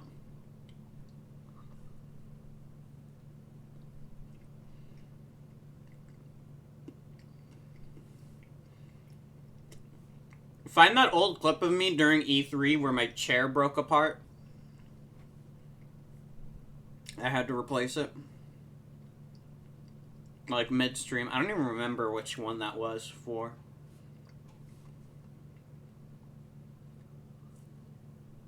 All of you guys have been on, like, struggle tweets accounts. I haven't. I have no reason to be on one.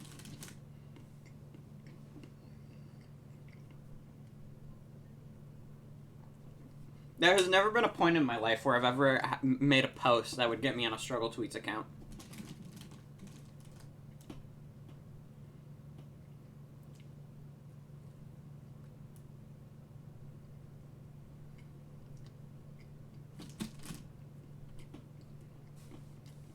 Been on unintentional drill, though.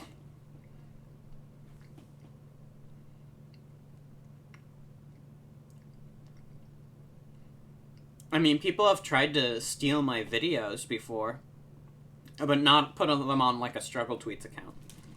People want to be making the posts I make. That is the secret to success.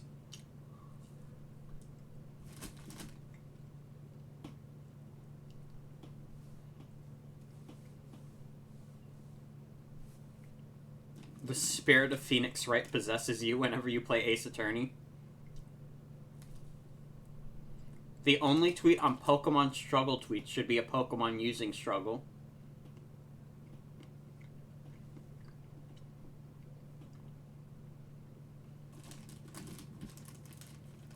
I think we should make a Gerby Struggle tweets account. Where it's just like things we say that are like a struggle. I don't know. Some shit like that. I'm sure that'll be funny. Forced Kinning. Who's Forced Kinning?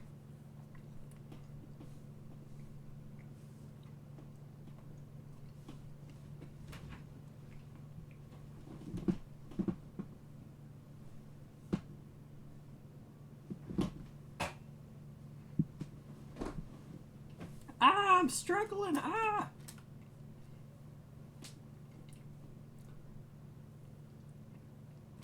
Also, that was not a serious thing to say at all. No one's gonna make Gerby struggle tweets.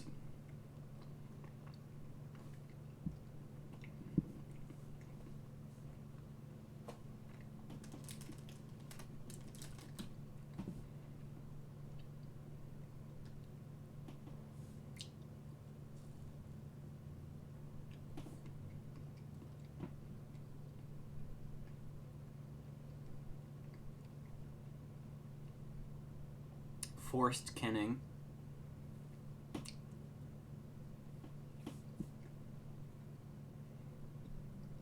People were kinning with Lenny. I don't even know what that means.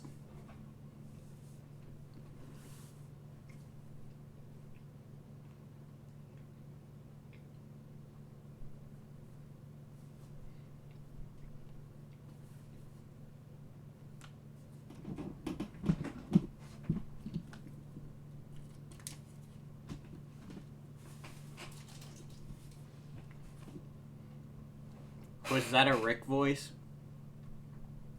Morty, we gotta get the chili dog, Morty. When are we gonna get the first Ken streamer? Be careful what you wish for,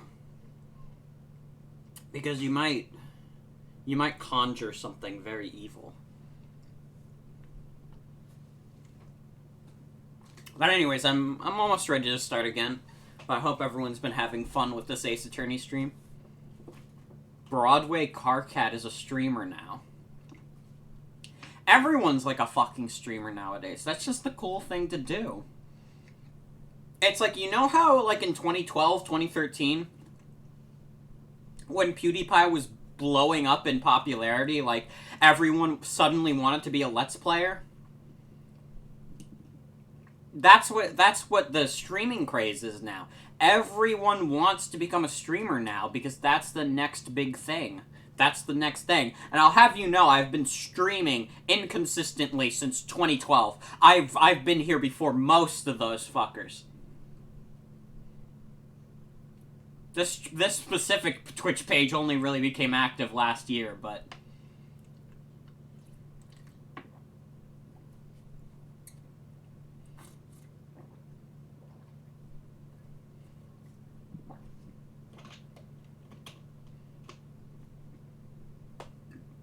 Yeah, YouTube clout is hellish.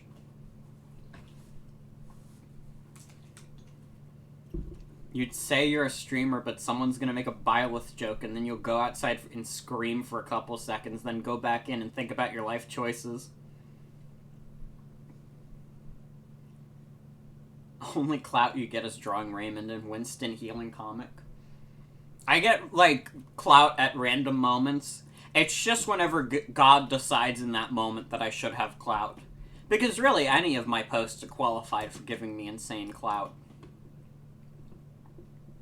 I made, like, a tweet last night while I was, like, dead tired that was just, like, Naughty Dog is a victim of cancel culture, because I thought that was, like, a funny phrase.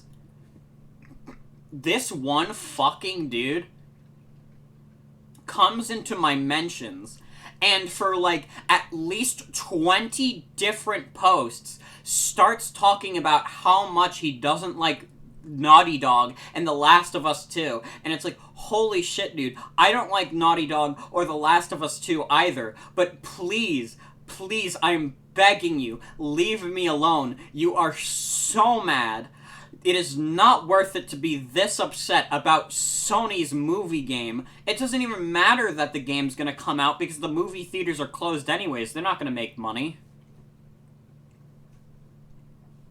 It was like 20 tweets. I had to mute this guy, and I don't like muting people, but I was literally like, dude, please, it's okay. Naughty Dog can't hurt you. You don't work there.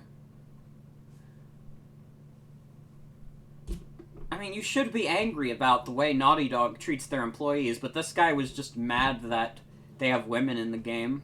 And it's like, okay, I guess. But hi Zen.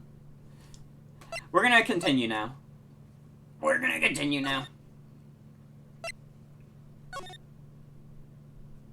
have the wrong earbuds in.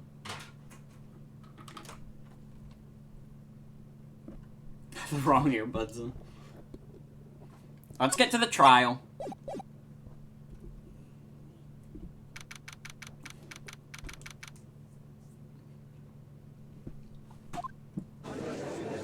Alright, let's go. Court is now in session for the trial of Miss Maya Fey. The prosecution is ready, Your Honor. The defense is ready, Your Honor. Miles Edgeworth. I'd better not show any signs of weakness today, or he'll be on me in an instant. Mr. Edgeworth, please give the court your opening statement. Thank you, Your Honor. The defendant, Miss Maya Fey, was at the scene of the crime. The prosecution has evidence she committed this murder, and we have a witness who saw her do it. The prosecution sees no reason to doubt the facts of this case, Your Honor. I see. Thank you, Mr. Edgeworth. Let's begin then. If we may call our first witness, Your Honor. The prosecution calls the chief officer at the scene, Detective Gumshoe.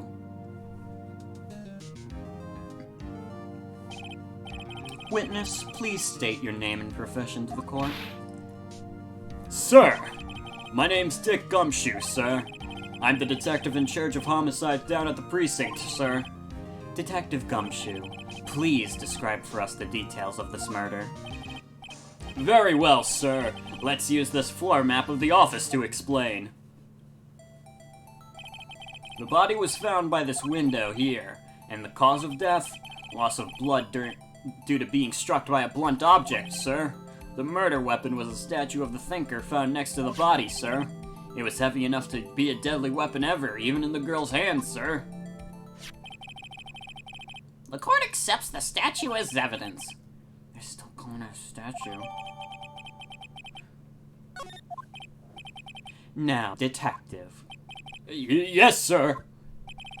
You immediately arrested Miss Maya Fey, who was found at the scene, correct? Can you tell me why? Yes, sir. I had hard evidence she did it, sir. Detective Gumshoe, please testify to the court about this hard evidence.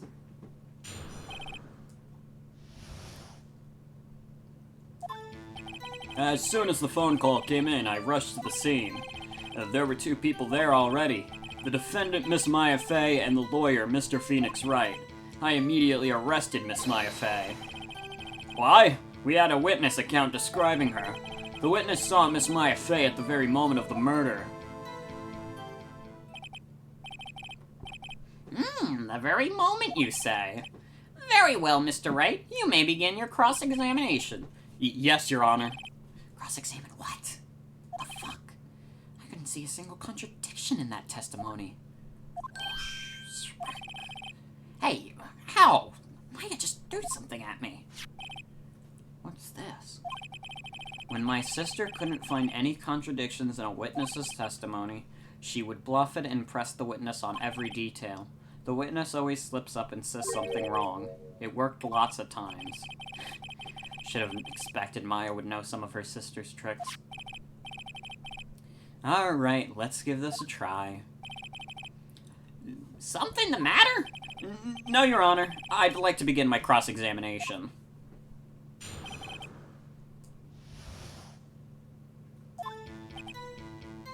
As soon as the phone call came in, I rushed to the scene. Who did you get a call from? Hey, pal, don't play dumb. You know who. The call was from a customer at the Gatewater Hotel, right? Right across from the scene of the crime. Okay, I pressed. Not sure it did much, though. Right, please continue. There were two people there already. Detective Gumshoe, how long would you say it took between you receiving the call and your arrival at the scene of the crime? Right. I'd say it was about 3 minutes. That's pretty fast. Our motto this month is quick response. That's how I got there before the killer got away. Indeed. So, tell us who the two people you found on the scene were. Yes, sir! The defendant, Miss Maya Fey, and the lawyer, Mr. Phoenix Wright. Are you absolutely sure it was... Listen, pal, your dumb act will only get you so far. With her funky hippie clothes and your spiky hair, you two stand out like suspicious people at a crime scene. Well, he does have a point about her. She is pretty unmistakable. I should pick my points to press with a little more care. I immediately arrested Miss Maya Fey. Why is that? What's your reason? Why? We had a witness account describing her. Hold on just one second. Yeah. If I heard correctly, you said you arrested her because you had hard evidence she did it, correct? Huh? Did I say that? Me? I heard you say it. You did say it. You said it. Exactly what about this suspicious woman in Pink's claim was hard evidence? What? Miss May isn't suspicious, and she sure isn't Pink, pal. Oh, well, I guess she is Pink. That's enough, Detective Gumshoe. Do you have any more solid proof other than her claims, Detective? I guess pressing can have its advantages. Yes. Sorry, I got the order of things mixed up in my testimony, Your Honor, sir. There was something I should have told you about first, Your Honor. Very well, Detective. Let's hear your testimony again.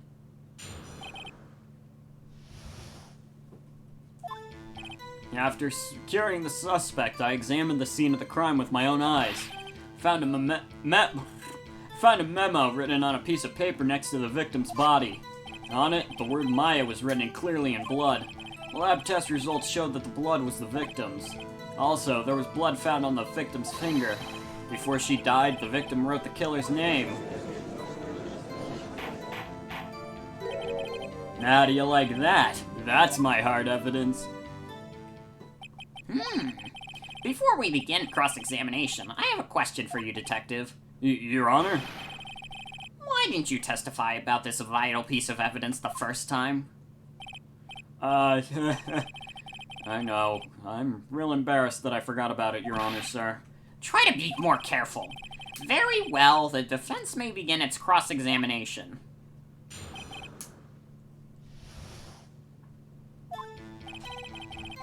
After securing the suspect, I examined the scene of the crime with my own eyes.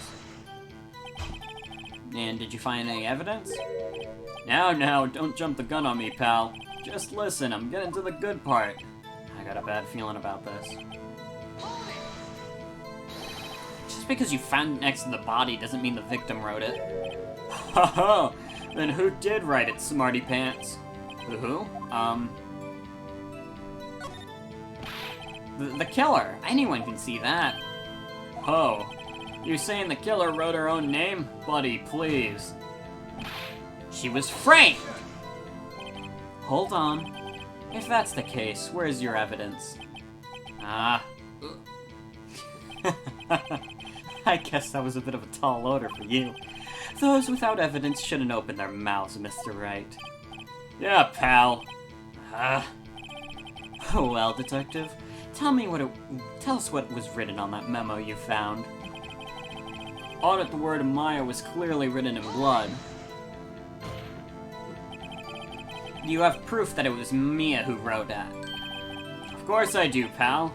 Oh, he sounded pretty confident. This might not be good. What kind of tests were these again? Oh, what kind? Well, I hear they take, little bits of blood in, hermogoblins,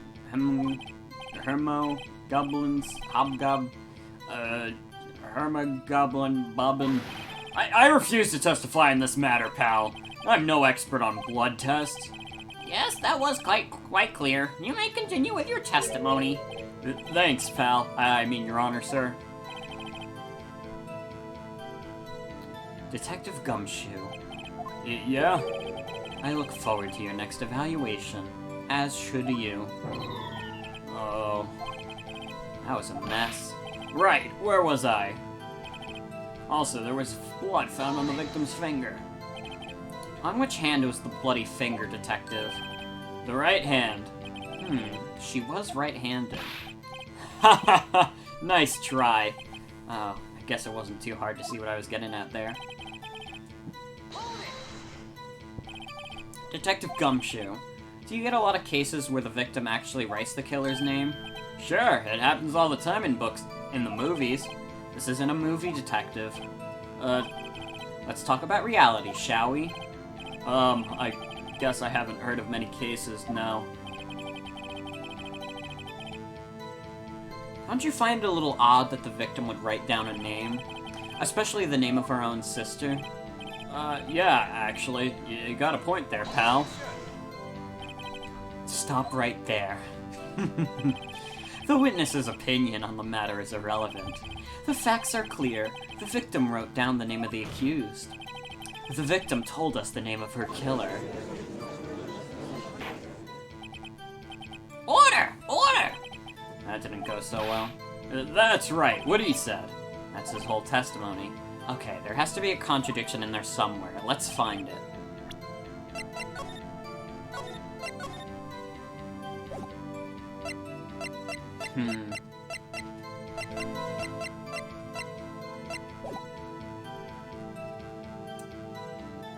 What things do we have?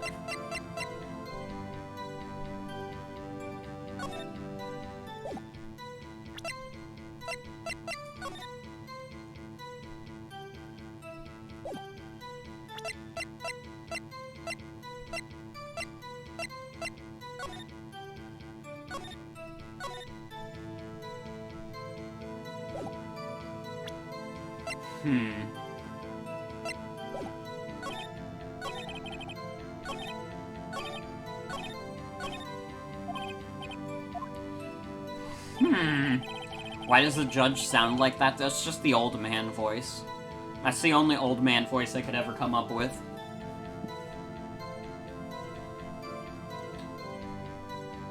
Huh.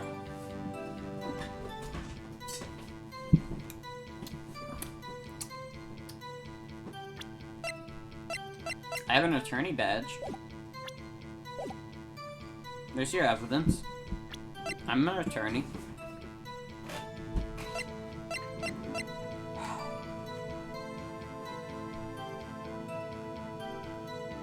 Can you donate 40,000 channel points for me to show your badge in court? The channel points don't do anything.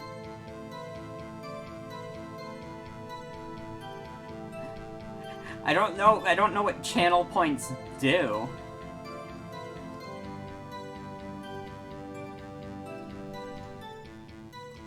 I can make them do something.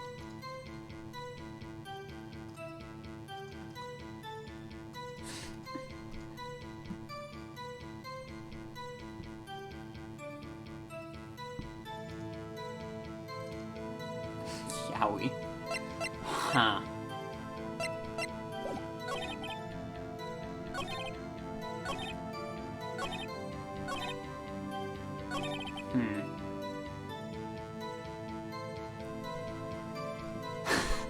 People are just highlighting their messages now. Gumshoe is hot. Pingus. I've given you all too much power. Twitch has given you all too much power.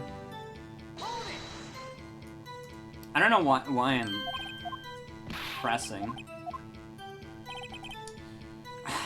There has to be something here.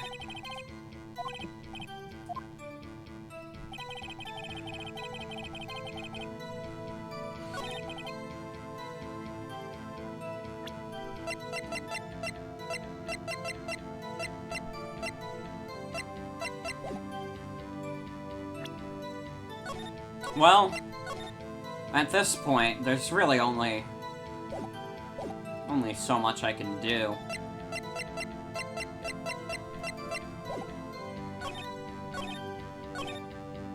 Wait. That's suspicious. Hold on. Okay, that wasn't it.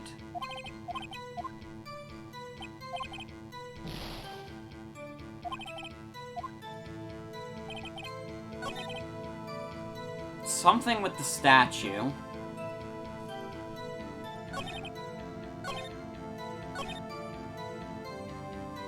Wait! No, I'm stupid. I'm stupid. Try presenting matching evidence. Yes, I know. Hey, if you want to win the game, do the thing that makes you win. I was thinking, like, the statue makes it weird that she would write out her name. Just beat the game. It has to do with the... Death was instantaneous. That's the contradiction. Detective Gumshoe. there's one thing I want you to clarify for me here.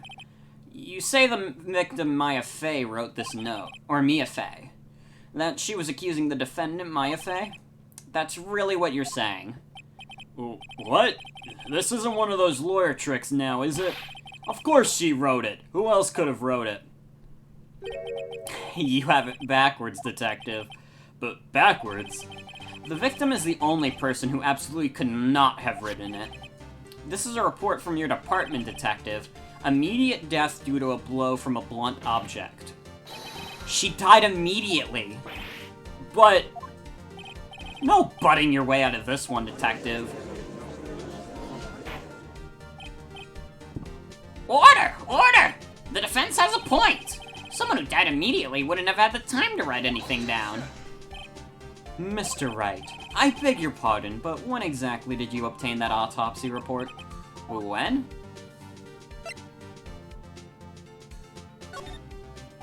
It was the day after the murder. The prosecution's point being? That autopsy report is outdated, Your Honor. What? A second autopsy was performed yesterday at my request.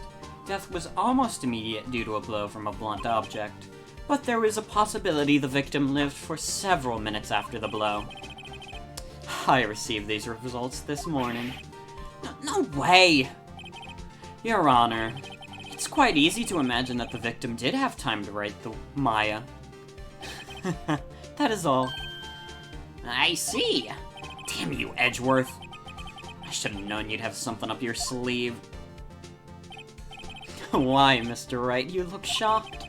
Something you want to say? Detective Gumshoe, you're a sham. How could you give me a faulty report? Huh? I thought... Detective Gumshoe? Ugh. I'm disappointed in you handing him the wrong report like that. I'm sorry, sir. I didn't want to say I'm a sham, cause I need to build the audience's confidence in me, the courtroom.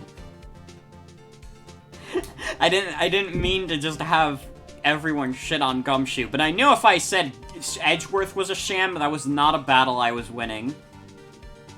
Calling Edgeworth a sham would get me, like, brutally murdered in an alleyway. You are at fault, detective. This isn't going to look good on your evaluation next month. What? But... Ugh. Your Honor, I submit this report to the court. Understood. The court accepts the evidence.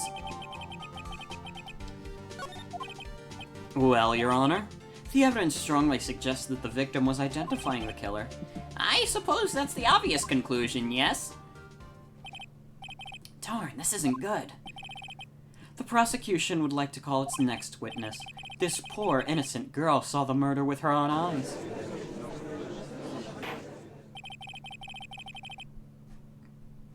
Let the witness, Miss April May, take the stand. Exactly what part of her is innocent? This is not a wholesome meme. I think this lady's a whore. Witness, your name, please. April May, at your service.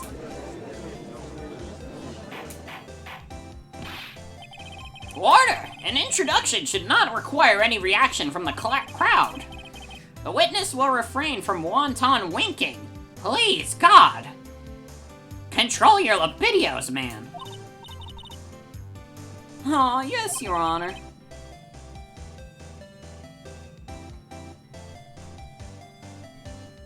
This is not good. She's already captured the heart of every man in this courtroom. Tell us, where were you on the night of September 5th when the murder occurred? Gee, I was like in my hotel room. I checked in right before lunch, or after lunch rather. And this hotel is directly across from the Fay & Co. law offices? That's right, big boy. Please testify to the court about what you saw. I like mixed his voice with hers for a second. It was like 9 at night. I looked out the window, you know. And then, ooh, I saw a woman with long hair being attacked. The one attacking her was the mousy girl sitting in the defendant's chair. And then the woman, like, dodged to one side and ran away. But that girl, she caught up to her and she hit her. And the woman with the long hair, she kinda slumped. The end. That's all I saw. Every little bitsy witsy.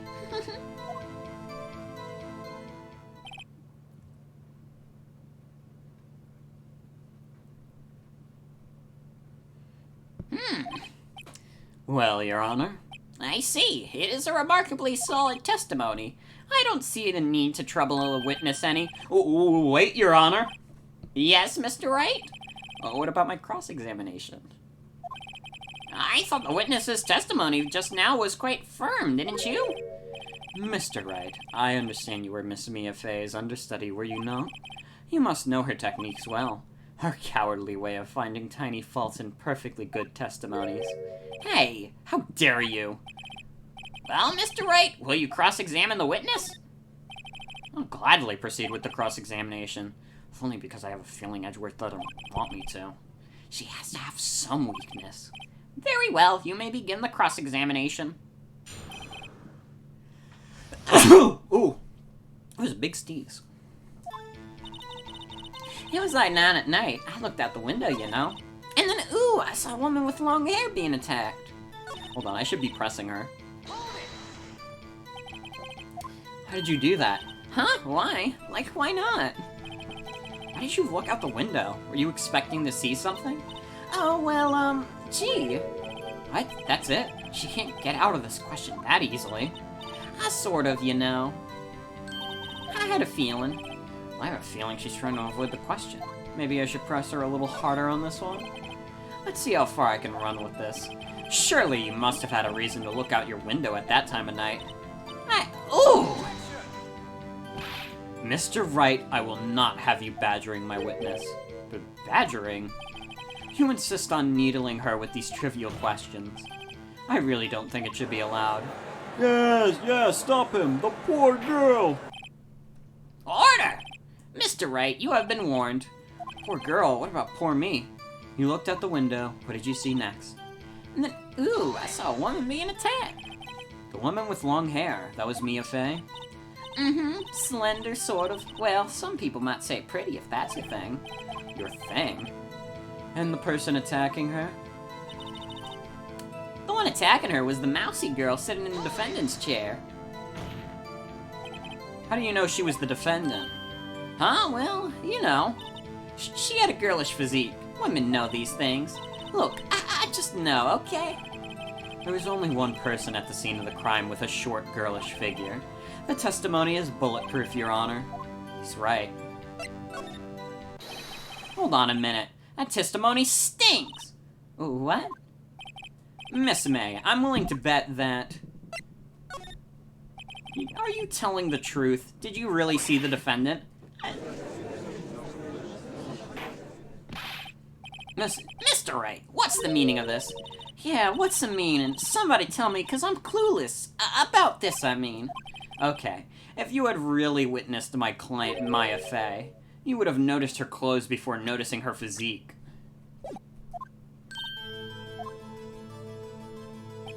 No one wears clothes like this on a daily basis except her.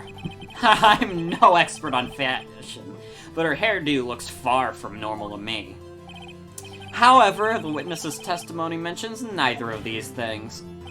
The testimony is bogus. But, still, we don't know if she was dressed that way the night of the murder. She was, Your Honor. I saw her, and so did Detective Gumshoe. What do you say to that, Miss May? What are you trying to say, you mean lawyer? I saw what I saw. I just didn't think about all the trifling little details were necessarily, darling. Miss May, the court would remind you to please not omit anything from in your testimony. I'm sorry, Your Honor. I'll be a good girl, I promise. Your testimony again, if you would. Damn, I almost had her.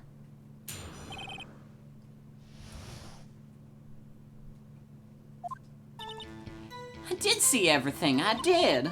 The victim, the woman, dodged the first attack and ran off to the right. Then the girl in the hippie clothes ran after her. And she hit her with that weapon. I saw it, I did. That clock, the kind of statue-y clock? The thinker, I think. Well, does the accuracy of my report not startle you? Tee. I only wish you had been so detailed from the beginning. Please begin the cross-examination. Yeah, how does she know it's a clock? That's suspicious as shit. That's shady as hell. That's shady. So, you saw me then too? Of course. I remember that spiky hair anyway. Spiky? The witness will refrain from personal attacks on the defense attorney. Oh, was I a bad girl? I'm sorry.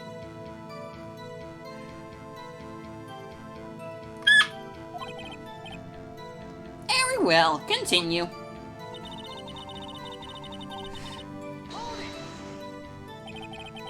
Is that right as in your right as you looked from the hotel? Which hand do I hold my knife in again? Right, it was my right hand, right? Satisfied, Mr. Wright? Please continue.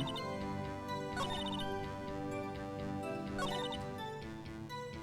girl in the hippie clothes ran off after her. How convenient for you to remember her hippie clothes.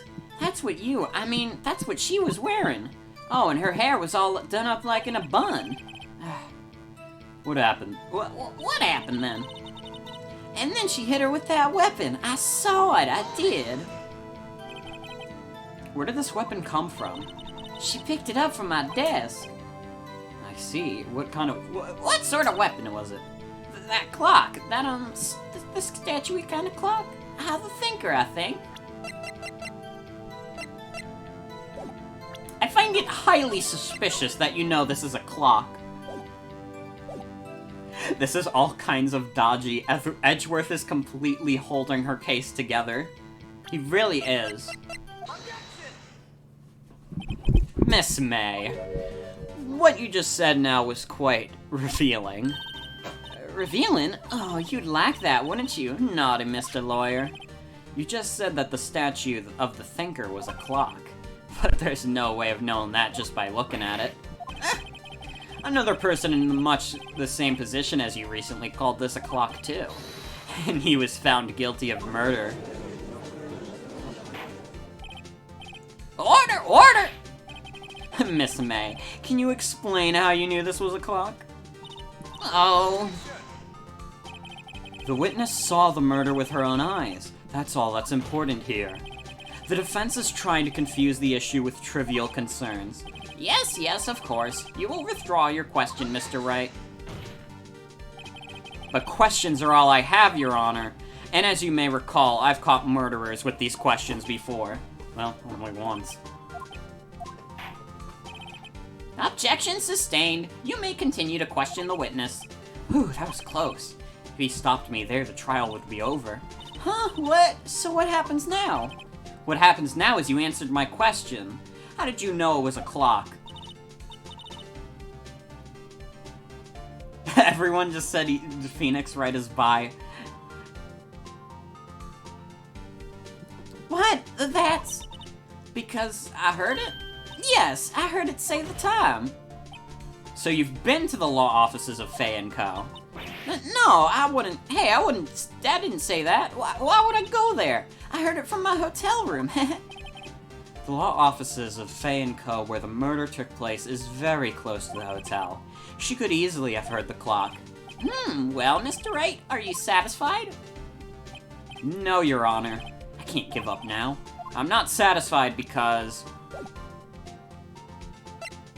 Oh! Your Honor, members of the court. It is inconceivable that the clock in question ran. That clock is missing its clockwork. How could you possibly... Just take a look right now. Oh! See anything interesting, Your Honor? It is as the defense says. This clock is missing its clockwork. It's quite empty. Now, Mr. Wright, would you care to explain to the court the meaning of this? It is as you can see. The clock was empty. It couldn't have rung. Therefore, this witness is a big fat liar. Fat? Well, Miss May?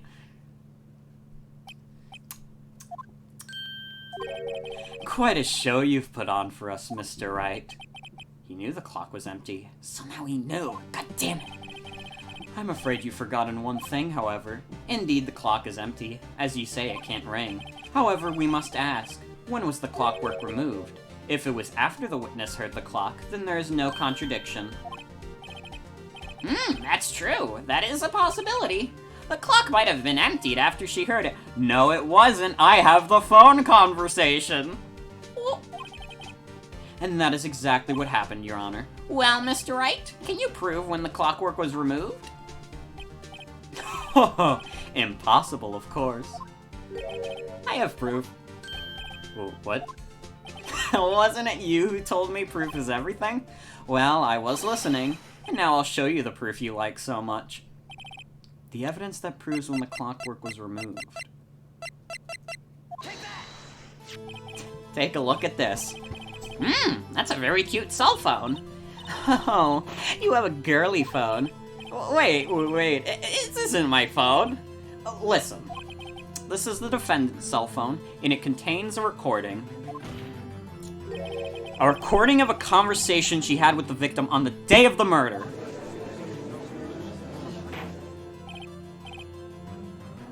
Order! Order! The defendant's cell phone? This wasn't brought up to my attention. Perhaps Detective Gumshoe overlooked it? Ugh. Good detective better remember he's up for evaluation soon. I gotta say, I'm starting to feel bad for the big fella. Let's hear the conversation. So you just want me to hold on to the thinker for you then? If you could. I should probably tell you, the clock isn't talking right now. Huh? It's not working? That's lame. I had to take the clockwork out, sorry. Your Honor, I think this makes it clear that the clockwork is already gone by the time this was recorded. Which was well before the witness even arrived at the hotel. Well, Miss May, would you care to explain this to the court? Just how did you know that weapon was a clock? Well, isn't it obvious? I saw that clock before. What store was that again? I go to so many. Oops, I forgot. So, the witness had seen it before. That would make sense. Did the defense have any objections, Mr. Wright? The witness claimed she had seen it before.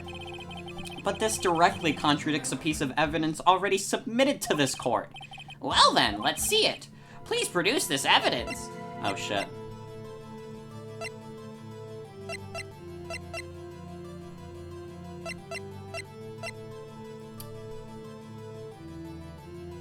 Yeah, it's custom made by Larry. Am I just showing it again? Simple. This clock was never in any store ever.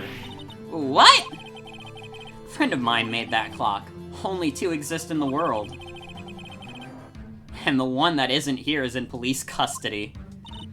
Impossible! Everything is sold in stores. Miss May, I think it's high time you went shopping for a better excuse. Oh, excuses are not on sale today? Oh. I'm not gonna scream, it's too late at night for that. What's it to you, porcupine head? That stupid clock doesn't matter, okay? She did it, and she should die for it. Die! What is with everyone in this game being like, no, I didn't do it, to give them the death penalty? Whoa! Let's not get ahead of ourselves there. This is a court of law, and the witness will remain calm.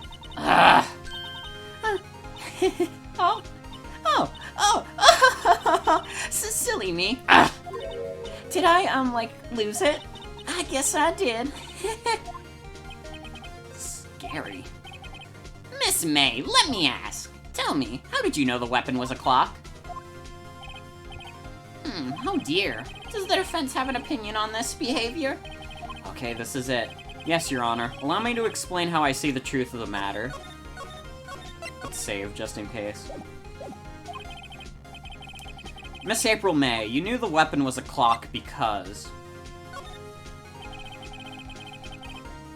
a witness had never held a clock in her hand. However, she had heard that it was a clock. She heard? That is correct, Your Honor. There is no other way she could have known the thinker was a clock. And I can show you the proof. Well, this is interesting. Let's see it then. Show me evidence proving that the witness had heard the murder weapon was a clock. Her wiretap.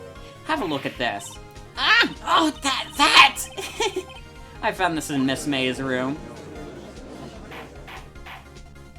Mr. Wright, please explain to the court what this is.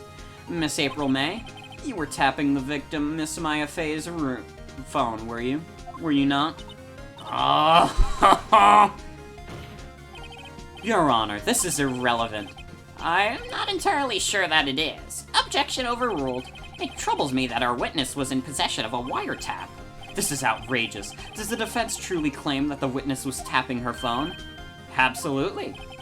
Even if that was the case, which it's not, you still have to prove one thing. Did the victim ever say the weapon was a clock on the phone? Can you prove that? I think not. Oh yeah, I think I can. It's simple. What? Here's my proof. Save. The proof that the victim said on the phone that the weapon was a clock. It's a clock. Am I just showing them the conversation again? I present the defendant's cell phone. Yes, we've seen that. Listen once more to the conversation between the defendant and the victim. Mia, what's up? You haven't called in a while. Well, actually, there's something I want you to hold on for me. Again? What's it this time? It's a clock. It's made to look like that statue, the thinker, and it tells you the time. Miss April May, you used a wiretap to listen to this conversation. That's how you knew the thinker was a clock. Am I wrong? Your Honor, this is ridiculous. Your Honor, look at the witness's face. Does she seem amused to you? The defense demands an answer. Ah! Witness, answer the question. Did you tap her phone? Miss May? Shut up, all of you. What thinks you give you the right? You lawyer! It's not fair. All of you ganging up on me like that. Oh, so I'm the bad girl, is that it? Is that it? Ah! I'm not doing crying noises. Pat did it. The court's seen the real Miss April May now. Now to deal the final blow.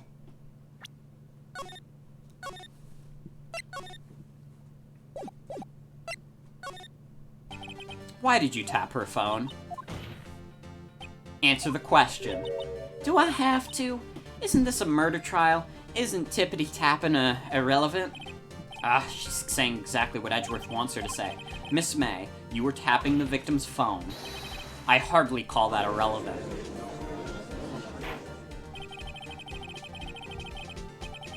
Well, while this court does not condone the defense's tone of voice, he has a point. Well, Miss May, do you have an explanation for the court? Can you prove you had nothing to do with this murder, even though you tapped her phone? Ha! I'd like to see her pull that off. Mr. Lawyer, I saw that evil grin.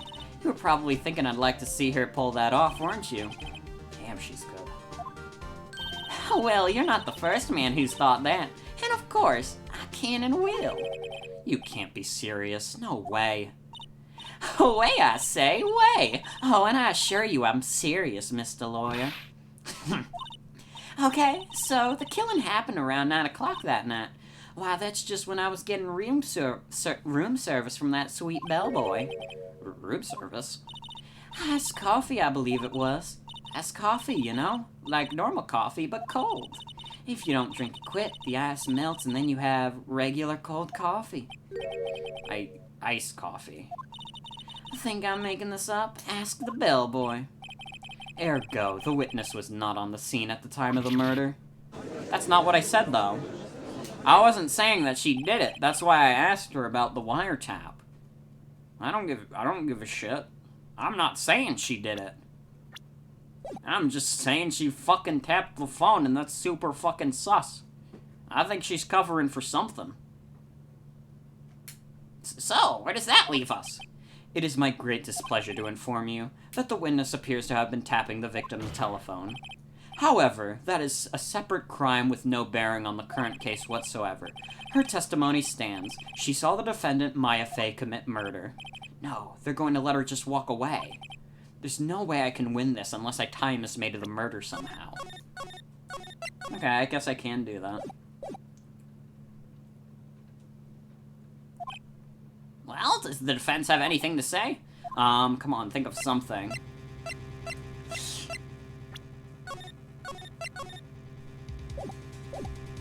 Just call the bellboy as a witness.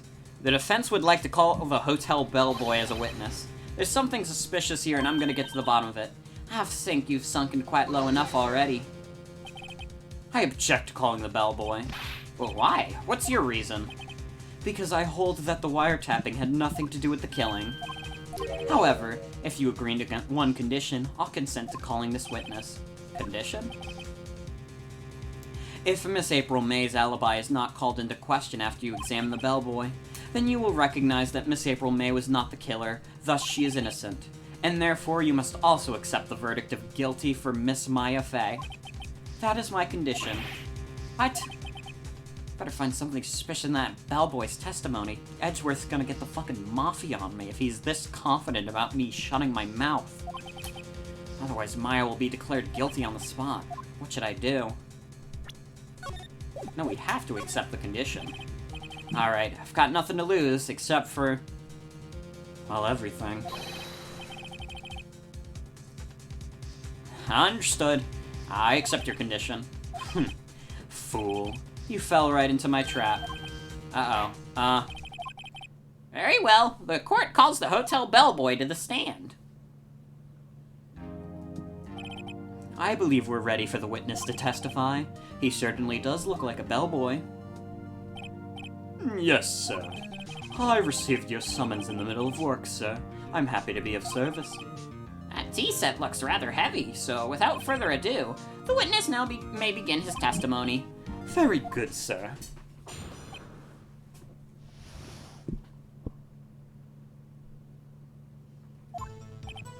I am the head bellboy at Fine Gatewater Hotel in business for 4 generations. I believe I received a call after 8 in the evening from our guest, Miss May. She asked for a nice coffee to be brought to her at 9. On the dot, sir. I brought it to her at precisely the requested time, of course. And I delivered the iced coffee to our guest, Miss May herself. I see. The defense may begin its cross-examination. Right, I'm ready. I hope. This is it. If I can't prove Miss May was involved with the murder now, Maya's gonna be finished. Ugh.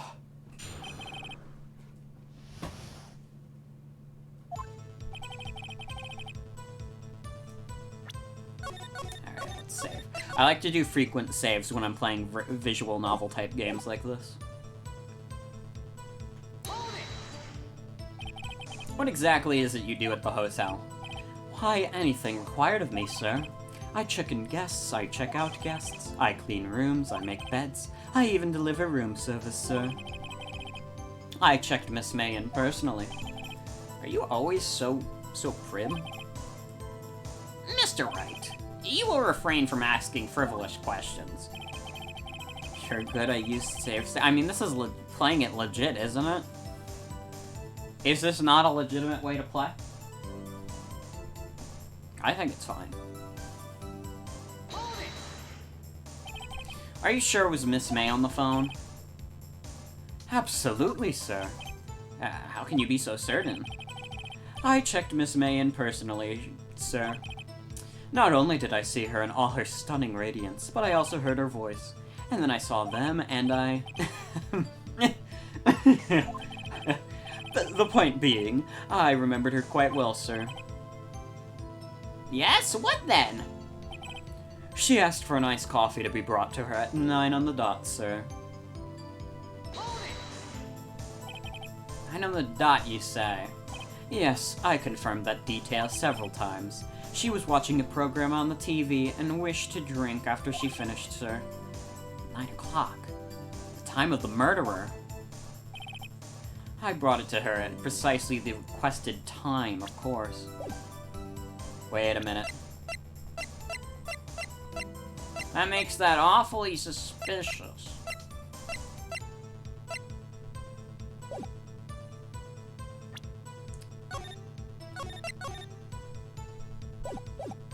Bellboy be like, whoa, hata bada. Ma'am, your breasts are simply sublime. Precisely 9 o'clock then? Precisely, exactly, and most definitely, sir. 9 p.m. How can you be so sure? Miss May was quite insistent that it would be brought then. Oh, bellboy, tee-hee. I'd like iced coffee exactly at 9 o'clock. Something like that, sir. Therefore, I knocked on the door at the crack of 9 o'clock, sir. Why would she be so particular about the time? And I delivered the iced coffees to our guest, Miss May herself. You're sure it was Miss April May herself? Absolutely, sir. Absolutely? Yes, sir. As in, so very absolutely, sir. It's an endearing mannerism of mine. How come you're so very certain? Well, when I brought the room service, sir, she, the guest, sir, favored me with an, embarrasser, sir. Embarrasser? Oh, embracer. Is that French for embrace? It's French for kiss, sir, but not a French kiss, sir. More of a peck on the cheek. Why would she have done that? What the fuck? I'll see you, Batty, no problem. Thanks for hanging out. I believe perhaps she was momentarily swayed by my prim demeanor, sir. It was a moment I shall never, ever forget, sir. Sounds pretty fishy to me. I think our Miss May was up to something and wanted the bellboy to remember her. It's no good. There's nothing there. Is that it? Finally, you understand. This bellboy has absolutely no reason to lie. Now, if you have any decency, you will end this rather tedious cross-examination there. It was a bit tedious. The witness may leave the stand. I can't let this happen, can I? Wait! Please wait. Yes? Does the defense have something to add? One last question. Let me ask one last question. Your Honor, I must object. This charade of justice has gone on long enough. Now, Mr. Edgeworth. Alright, Mr. Wright. I'll give you one more question, that's all. Okay, this is really it. This is my last chance. What do I ask him about? Oh, what do I ask him about?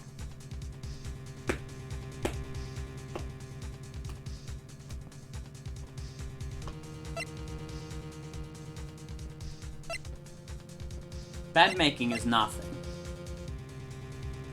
We're not doing bed making, but check-in and room service. I'm thinking room service.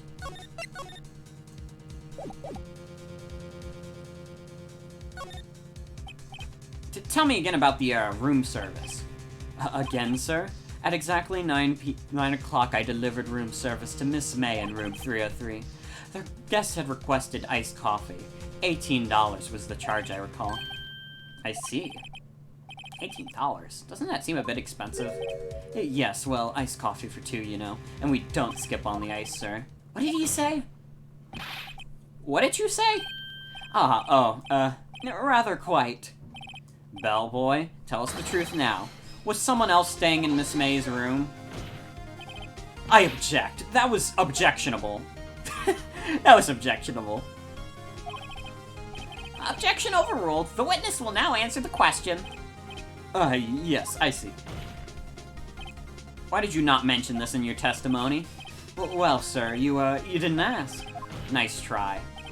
That's the sort of thing you're not really supposed to mention. Yes, quite.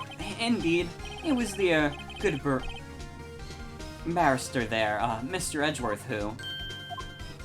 He asked me not to mention if I wasn't specifically asked, sir. Ugh! You fool! I've done it. I have won. Miss April May checked into a twin room with a man, correct? Yes, sir. Then when you brought them room service, You didn't see that man in the room? That's right, sir. Your Honor, we have just learned of another person who may have been involved with the murderer. In light of this new fact, I hold that it's impossible to judge the defendant. Wouldn't you agree, Mr. Edgeworth? And who, Mr. Wright? Who is this other person? Simple, it was... who was with May. Whoever was with her. The man who checked in with Miss May. Ugh! Your Honor, as previously revealed, Miss April May was tapping the victim's phone. Yet Miss May herself has also an alibi at the time of the murder. However, that does not clear the man that was with her. The bellboy saw no one else in the room at the time of the murder. My, what a convenient little setup. But it's too late. Too late? I suppose you'd like it to be too late, wouldn't you? After all, it was you who hid the presence of the other man from this court. Ugh! Upstart. Amateur! These accusations are ludicrous. Enough! The court acknowledges the defense's argument. I expect the prosecution and defense to look into this matter fully. Am I understood? Yes. Yes, Your Honor. That is all today for the trial of Maya Fey. Court is adjourned. I'm too good. Phoenix is getting at the fact that whoever was in the room with Miss April May was definitely the murder guy. Mr. Wright, you were amazing in there. Really? I think I might be your newest fan. Oh, I was just doing my job, you know. Then again, that other attorney was pretty cool too. Huh? That face of his, with his eyes wide and trembling lips, it sent shivers down my spine. If you say so. So, what happens with me? Do I get to go home now?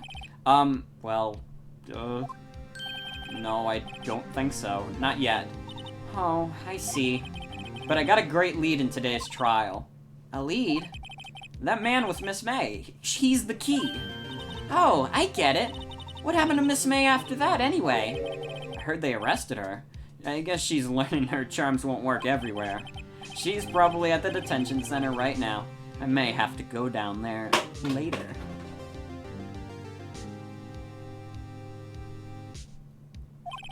Anyway, this case is far from closed. Yes, sir! I'm going to find out more about this man. Do you think he was the one who... Maybe so. Sis. Don't worry, I'll find him by tomorrow, I promise. I'm counting on you. I asked for a full record of April May's testimony. Thought it might come in handy during the trial tomorrow, but now that I have it, I'm not so sure. Most of her testimony was all lies. In fact, there's only one part that hasn't been stricken from the record. I don't know how much good this'll do me, but... Anyway, it's time to hit the pavement and do some investigating. Maya doesn't belong in that detention center. It's up to me to set her free. To be continued.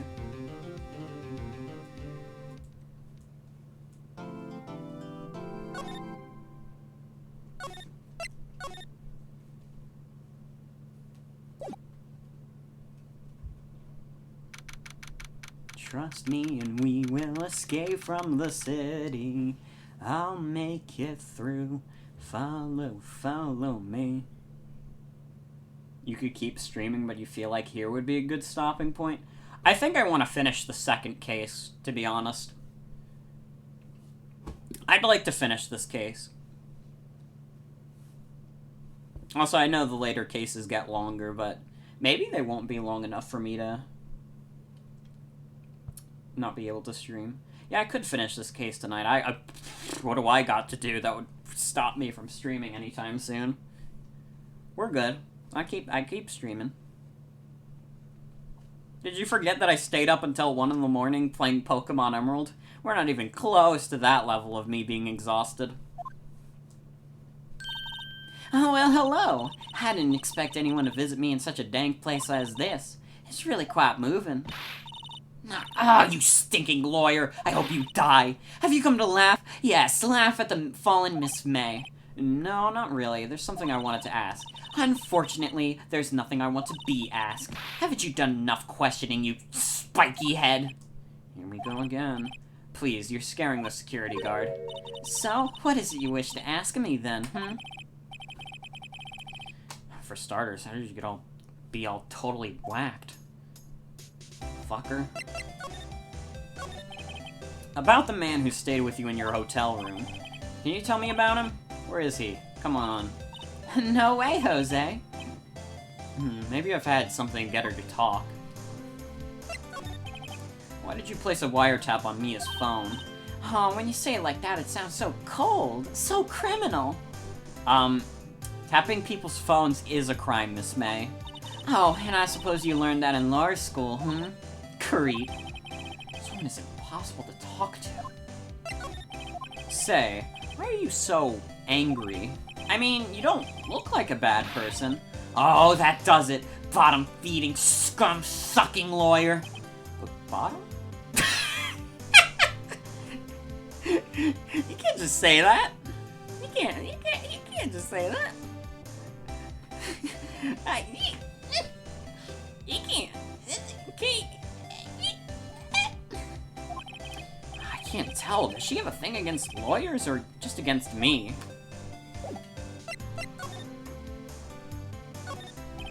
Smile for the camera.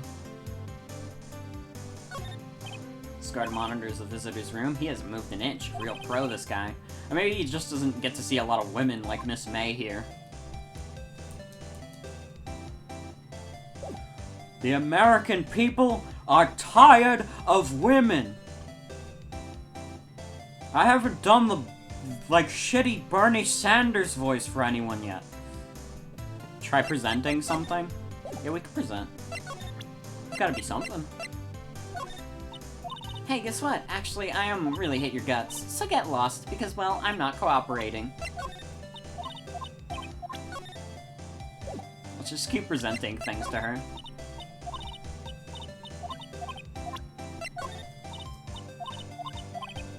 I don't think she's gonna do that. I think it doesn't matter what I present to her. She's not in the mood for it.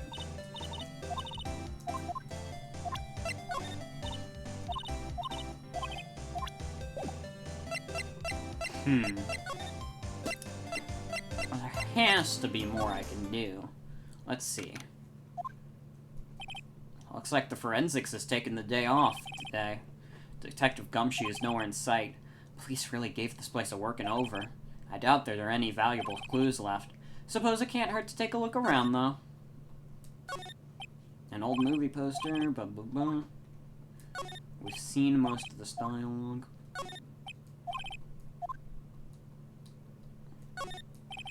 Trying to see if there's anything more we haven't seen. Wait a minute. You couldn't cram more legal books in here even if you wanted to. All the cases that the chief worked on are filed here. Are some of the files missing? Nah, I'm imagining things. Right?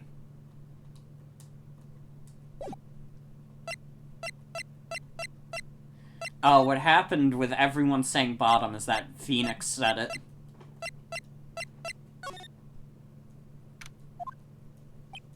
Ah, welcome, sir. Quite the performance today, if I dare say so myself. Oh, thanks. Sorry for putting you on the spot like that. No, not at all, sir. Your efforts today can only help the Gatewaters rep, as they say. Huh? Rep? Yes, our reputation will swell as the hotel where the murderer used a wiretap. We can charge a premium for the room, of course. It will be great for business, sir. Whoa, Miss May hasn't been charged with murder. I, too, will become famous. The bellboy who brought the murderer iced coffee. Why do I feel like we're both stuck in the same bad dream? So, you are our honored guest. Please let me know if there's anything I can bring you.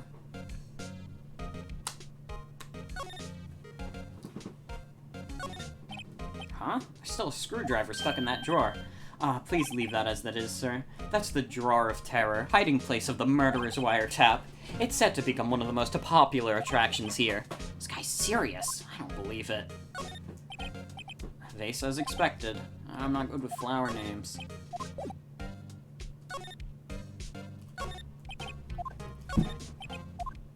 Oh, there was something here. Guess it's just the window. Nice weather again today. I can see Faye & Co. all offices, of course. Ah, yes, we plan to install a telescope in that window, of course. Just $5 will earn you 3 minutes of a view to kill. Just kidding, sir. By that look in his eyes, I'd say he was more than serious. April May was like, I hate lawyers. They always show up in the dock and freak my man out. Just last night I woke up to screaming because I got to my bedroom and attacked my man. Simple bed.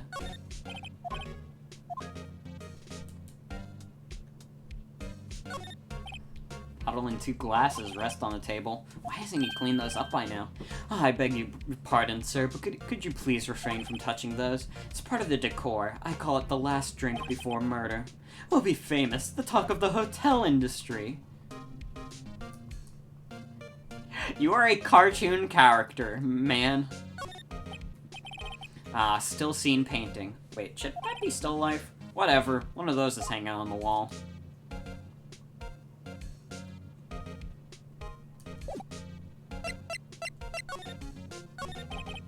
About Miss May. Oh, her? Sir, not to boast, but I knew the moment I saw her. She'd do it, I said. Do what? I'm starting to think the most suspicious person in here is this guy. I wanted to ask you about the man who was with Miss May.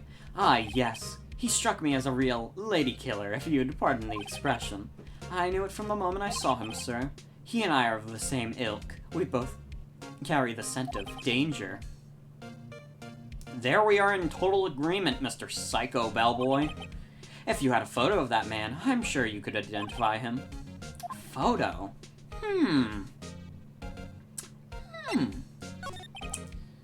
Could you tell me about this hotel? Absolutely. And on that subject, I have an excellent idea, sir. Currently, this hotel is known as Gatewater. I propose that we add a subtitle. A subtitle? The Gatewater Hotel, Murder Manor. Well, what do you think?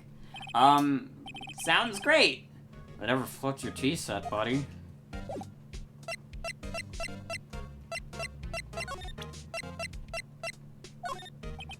I'm sorry. Blah, blah, blah, blah, blah.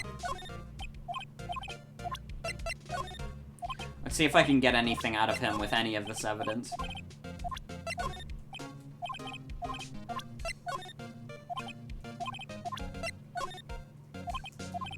No, it doesn't look like he has anything to say about any of this. Do you want to see my lawyer badge? I am a lawyer. I'm a lawyer. Enjoy my lawyering. Why am I here? Huh, looks like Grossberg is out today again. Maybe he's avoiding me for some reason?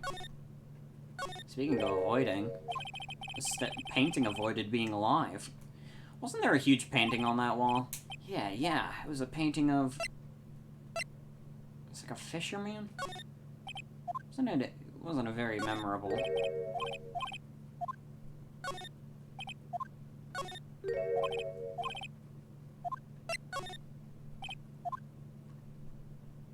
Oh! Ooh! Oh, what's this? Old photos?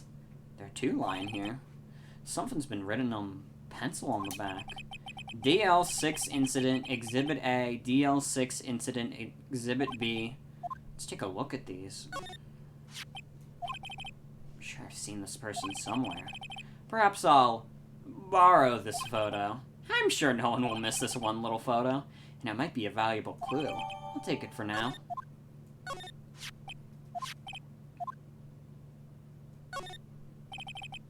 I think I'll swap them. Oh, I can't take 2. Can't take 2 of them.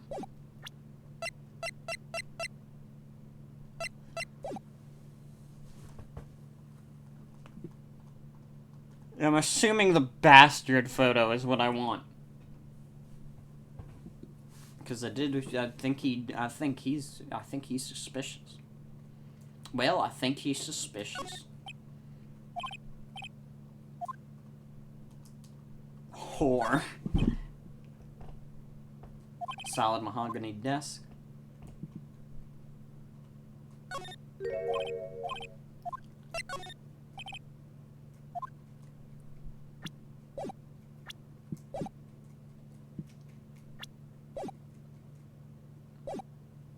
Alright.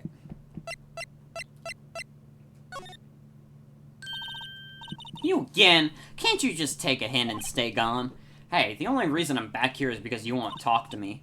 Oh, so it's my fault now? You don't just have a spiky head, you also have a spiky heart. That does it. When this case is done, I'm shaving my fucking head.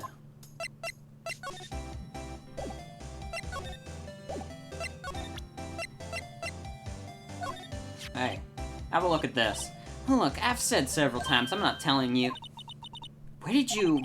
Haha! A reaction. This is him, isn't it? What? Who? When? Why? It is him. This is the man who stayed in your hotel room the night of the murder. No, that's not right. Nice try, Miss Cooperative. Do you have proof that it was him? Yeah, proof. Show me proof. I'm so close.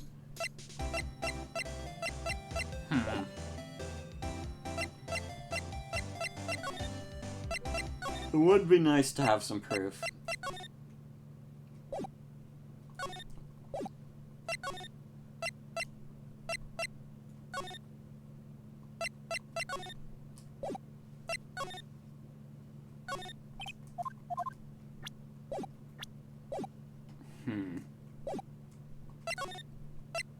Head to the hotel.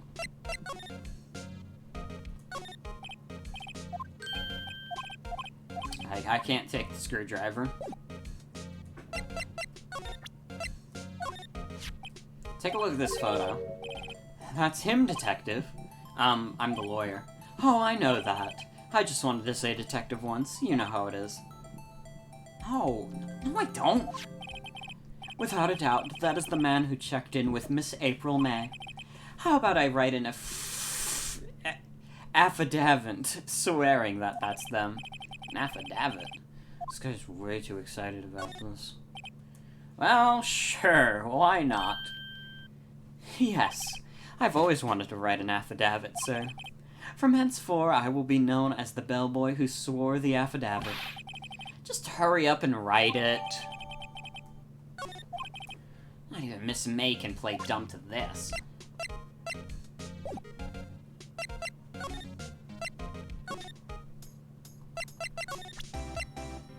Hey, stupid! Could you have a look at this? What's that?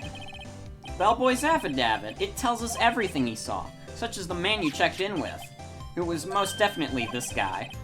Now I'm getting somewhere. This is it. All or nothing. Time to do a little bluff. No use playing dumb, if indeed that's an act. If you don't talk, I'm taking this info to the press. What? Even though he should have been witness to murder, your little friend was missing. I'm sure the press would have a field day with his reputation. Oh, fine, I'll talk. You win, lawyer. Yes, man, that felt good. It's great to be alive. Why are you pumping your fists in the air?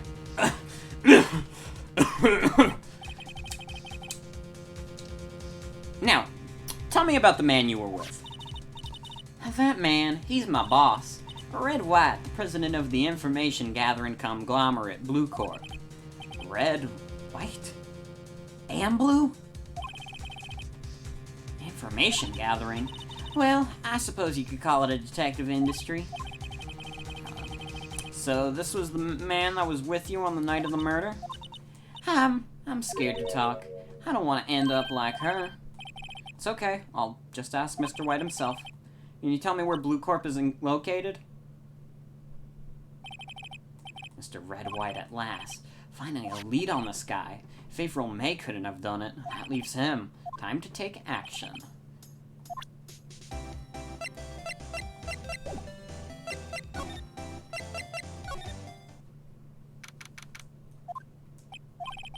What's with the surreal decor? Well, welcome. Please furnish me with the title of your personage. Ah, your name. What's your name? I was just inquirably asking about the title you go by. Right. Phoenix, right. Inquirably?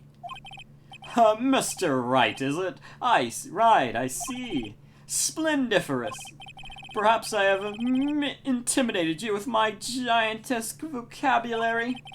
What is this guy's problem? I'm Red White, CEO of Blue Corp, darling. You know, corporate expansion official. My business dealings bring me into contact with the elite of the elite. So I'm afraid I'm not used to conversing with the wordily challenged. What a fruitcake. Let me guess. You're an attorney fresh out of law school, are you not? That's the only explanation for why you would come and meet me like this. What does he mean by that? No matter. So, what business does a mighty lawyer have with a man such as myself? This guy's arrogance meter is off the scale. Miss May is an employee of Blue Corp, is she not? Correct. She was my secretariat. Well, what a shock it was to hear what she had done. What she has done? You mean the wiretap? Indeed. She is paid to answer phones. Tapping them is not in her job description. She does gather information for us as part of her, duties. But I assure you, we do not condone illegal methods. It is ineffable that she would do this. You're not intimidating no English major. No, this guy can't get me. When you say, like, this guy says stupid shit that, like, is up my alley of things I would say. Like, splendiferous is not a real word. I know this. I've studied enough to know that's not a real word, but it's an easy word to pronounce. Sounds like he's trying to turn Miss May into a scapegoat. On the night of the murder, were you in April May's hotel room? Who can say? I seldom pay attention to mundane details such as time and place. My motto is, don't worry, be happy. Still, Mr. White, the hotel bellboy has stated on the record that he does remember you very clearly. No matter. The bellboy can say what he pleases. I still won't talk to you. If you want me to speak, put me on the witness stand. Although I doubt you'd be capable of doing that. He raises a good question, actually. Why didn't the prosecution call him as witness? He should have seen the same thing as April May. Oh ho ho. The police, the courts. To me, they are mere toys. Playthings for my amusement. What kind of company is Blue Corp anyways? Ah, excellent question. We buy and sell various kinds of information. We are a company of the future. You might say we are the future. So, information? In just 10 years, I've built this business up into the grand office you see now. In case you were wondering, Blue Corp was named after the color blue. I, Red White of Blue Corp, as founder and CEO, named it so. And why, you ask? Because I like the color blue, of course. Fantabulistic, is it not? If I was Phoenix in this situation, I'd be hella afraid of getting murdered. No, yeah, this guy definitely has murder vibes. Like, this guy's definitely got, like, ties to, like, a mob. There's something that's been bothering me. Yes, what might that be? That big painting on the wall over there. It's a very striking piece of art. Magnificentatious, is it not? Yeah. Why am I making small talk?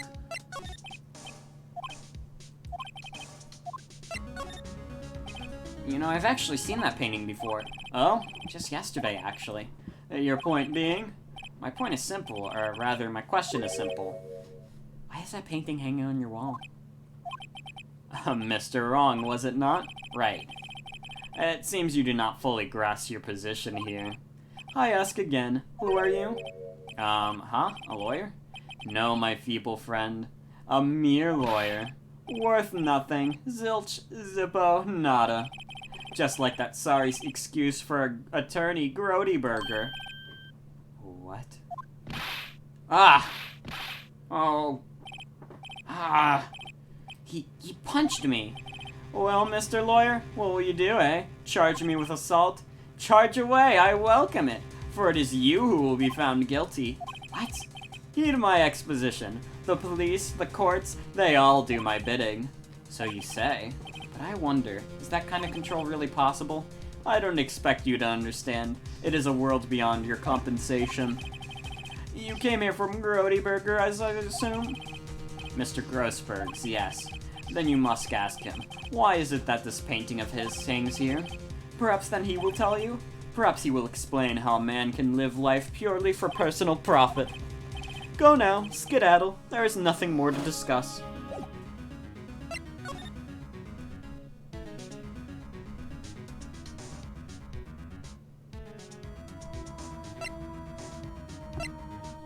Alright, let's visit Grossberg.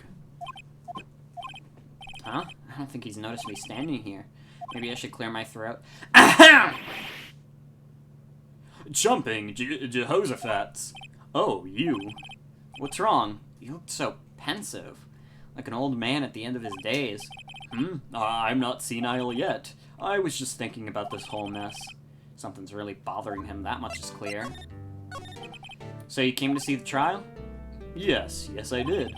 Something was bothering me all last night, you see. Couldn't get a wink of sleep. Really? What was that? Well, you see, it's just, Mia's sister, that poor girl. My boy, I owe you my thanks, truly. I don't know if I could have done the things you would... I don't know what I would have done if things had gone poorly for the girl. I asked before, but why did you refuse her request for defense? I think I have a right to know. Right, Mr. Wright. No, I'm sorry. It's just, I need more time to think about it, my boy. You gotta seem troubled about something.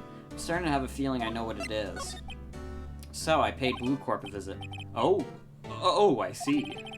Mr. Grossberg, I have to admit, something has been bothering me. Oh, what is it? Well, out with it, my boy. You see, it's just...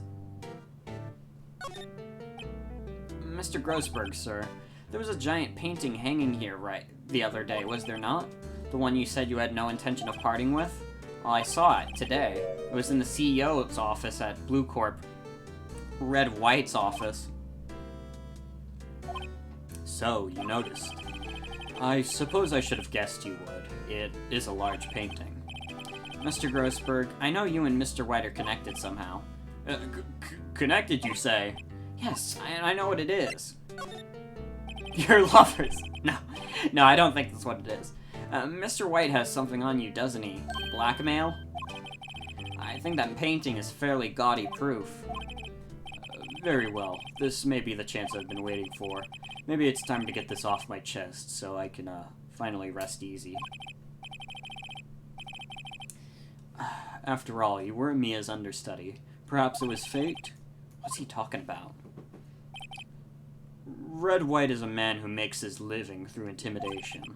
Blue Corp is a company that excels in finding people's weaknesses, I'm afraid. I've been paying attention to them for 15 years now. 15 years? All because of the DL6 incident, as you may have guessed. The name on the back of those photographs! As you suspected, I could not stand in defense of Maya because of this. White would have destroyed me if I did. So that's the connection. It is hard for me to tell you this, my boy, but arresting Red White will be nigh on impossible. Impossible? Why? He has information on everyone. It gives him an iron grip. He owns judges, attorneys, prosecutors, police, politicians. What? They are bound, unable to do harm to themselves, and therefore to him. Don't look at me like that. What you see is nothing more than the weight of many years. What is the DL6 incident? DL6 is nothing more than the sorting coat the police gave the case. It was 15 years ago now. I received a request from a medium. A spirit medium. A medium? Her name was Misty Fay. Fay? Indeed, she was Mia's mother. She had been investigating a murder at the bequest of the police, and she failed. As a result, the police called her a fraud. This is what Maya was talking about the other day. I did all I could for her, and in the end cleared her of wrongdoing. That murder case, however, remains unsolved to this day. That case is the DL6 incident. But why were you blackmailed over this, Mr. Grossberg? The DL6 incident was top secret at the time. It made sense. The police didn't want the people to know they were using a medium. They couldn't let the people know. But one person find out. I told him. You told Mr. White? He offered me riches. It is an embarrassment to me now. Because I talked, the police were mocked far and wide. In secret, they began looking for the one who sold them out. Of course, White heard about it and came to me. Only this time, the offer was blackmail. I see. White controls the law of this country as he sees fit. Yet if you would still challenge him, have a close look at Mia's office. Mia's office? She followed his every move for years. She may have recorded something of what she found. That's what's missing. That's what's missing from her office. He took the files she had on him and killed her because she had files on him. It's funny, looking at this room, it seems so normal. Hard to imagine a murder took place here. Mr. Grossberg said there would be clues. Maybe I should have another look. This is fishy. All the cases the chief ever worked on are filed here. They're in alphabetical order. T-U... I know, W. The entire W section is missing. Was it taken? I told you.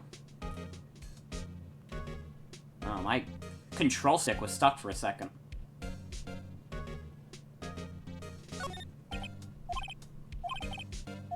We can look at the other files, too. Misty Faye. Should I take a look?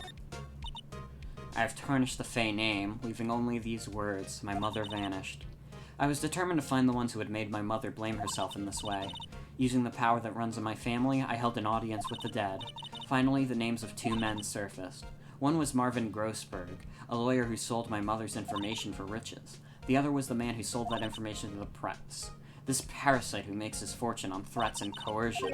His name is... the record stops there. So Mia knew Grossberg.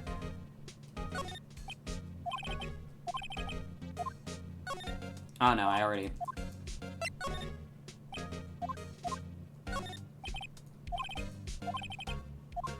See if there's anything in JNS.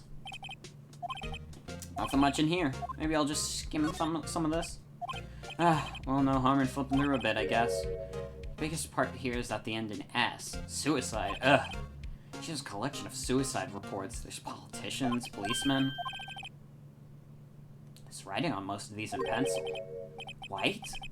This is Mia's handwriting. Wait, I get it! Mia thought he was involved with these suicides.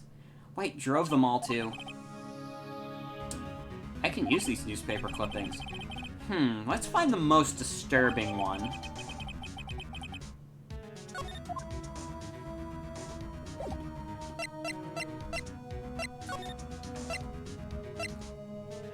There's no W, it's con. We've lost. Really like this story, it's so cool. Yeah, it's very good. I'm liking this a lot. Well, aren't you persistent? Sorry, but there's something I have to ask you.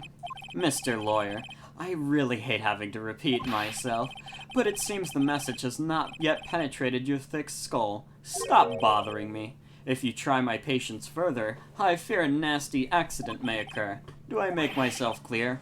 Transparent.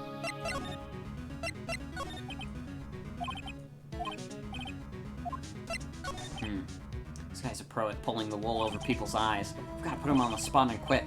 Stop that! Your hot gaze has given me goosebumps. There's no point of asking someone this crooked a straight question.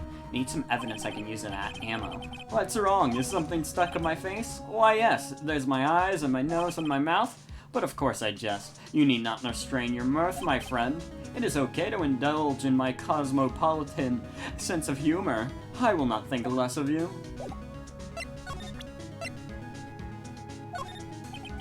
This is the only clue that Mia left me. I'd better make this one count. Mr. White, see this? It's an article describing the suicide of a politician. He was embezzling secret government funds. Then one day, word got leaked to the press. The very next day, he took his own life. And this concerns me how? I found this article in Mia's office. Miss Mia. She had a file filled with articles like this. Everyone was labeled with a single word, White. Mr. White, I know what you did to this politician.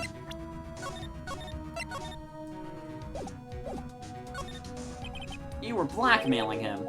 Blackmail? Not just him either. You were threatening and coercing hundreds of others. You were involved in all the suicide cases that Mia investigated. This company is built on blackmail. I'm right, aren't I? What a bizarre accusation. Mr. Wrong. What is it that you should be doing now? Investigating me? No, I think not. You should be looking for the one who killed Miss Maya. Secretary's office, hello. Mr. Wrong will be leaving now. Yes, sir. I'll send someone right away. Wait a second, Mr. White. You're wrong, Mr. White. Excuse me? What I should be doing right now is going after you. What are you insinuating? Mia was onto you. She was keeping tabs. For this reason, you had April May tapping her phone. Then Mia was murdered and all the documents about you mysteriously disappeared. So the culprit would be... Even a child could work it out, Mr. White. You did it. Secretary's office. We won't be needing an escort from Mr. Wrong. Instead, please connect me to the public prosecutor's office. Of course, sir. One moment, please. Wait, that you? What are you doing calling me at a time like this? Hello, Chief Prosecutor? I've changed my mind. I want to testify tomorrow. What's this about? The Mia Fey case. I witnessed the murder, you see. And thus, as a very important witness, I would like to testify. What? Why now? I thought you said you didn't want to go to court. Quietude. I told you I changed my mind, didn't I? Oh, and one other thing. Send the police over here right away. The man standing right in front of me. He looks dazed, but could be violent. What? What man? Are you even listening? The executioner, the hatchet man, the liquidator, the killer, man! What?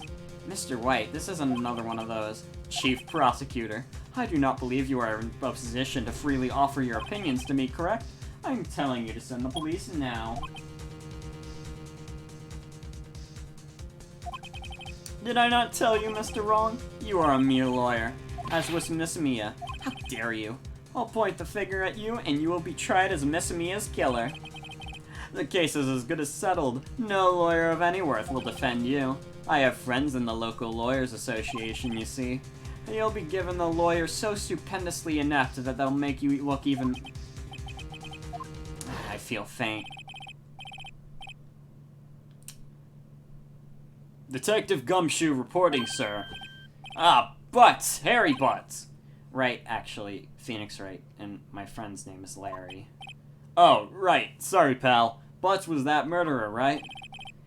Detective Gumshoe, I present to you the man who killed Miss Maya Fey. Well, what? Take this despicable human being into custody. Farewell, Mr. Wrong.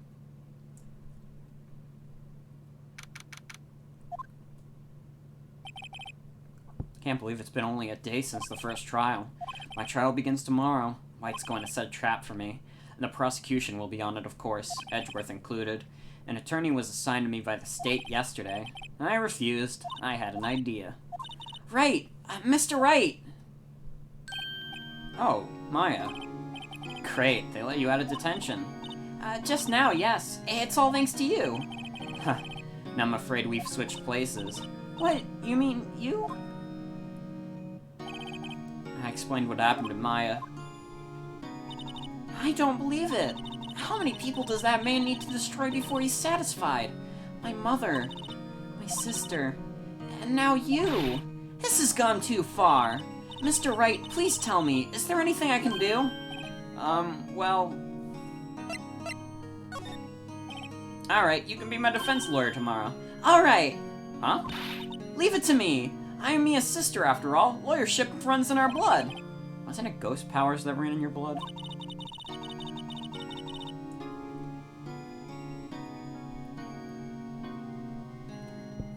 I'd better run to the bookstore and pick up a copy of Law for Rookies.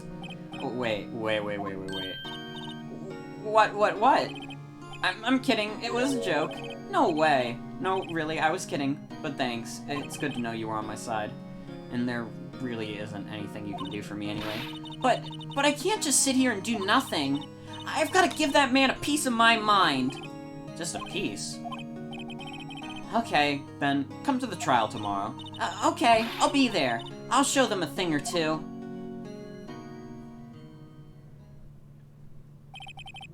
Times may change, yet with crime it's the same old story. In fact, it's gotten worse. Lengthy court proceedings are no longer realistic. Beginning a few years ago, a limit of 3 days was put on the initial court trials. Almost all finished in a day, most with a guilty verdict. I never thought I was going to end up in the defendant's chair myself for this case. With the true culprit appearing as a star witness. This is it. Tomorrow it's me or him. This world is a fucking dystopia.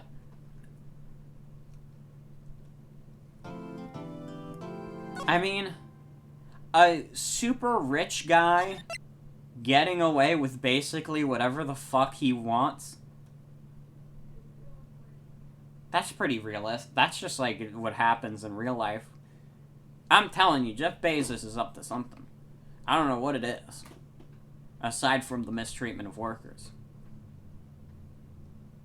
Oh, the 3 thing... Oh, you meant the 3 days thing, though. Yeah, that's fucked. Only 3 days for a trial. That is a bit fucked up.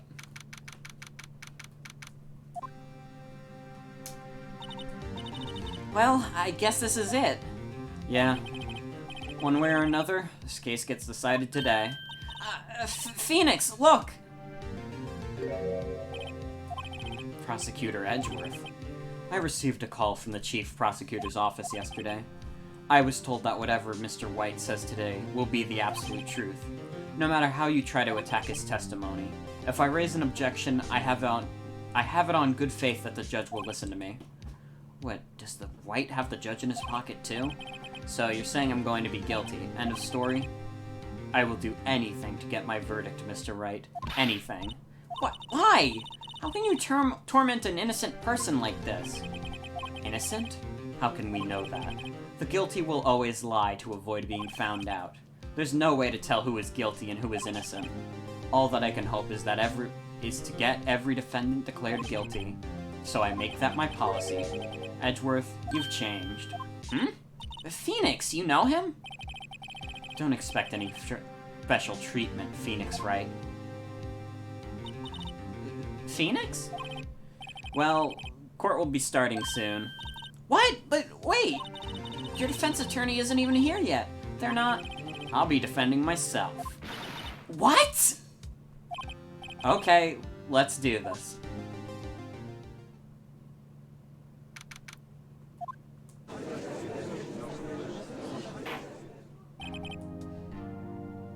Court is now in session for the trial of Mr. Phoenix Wright.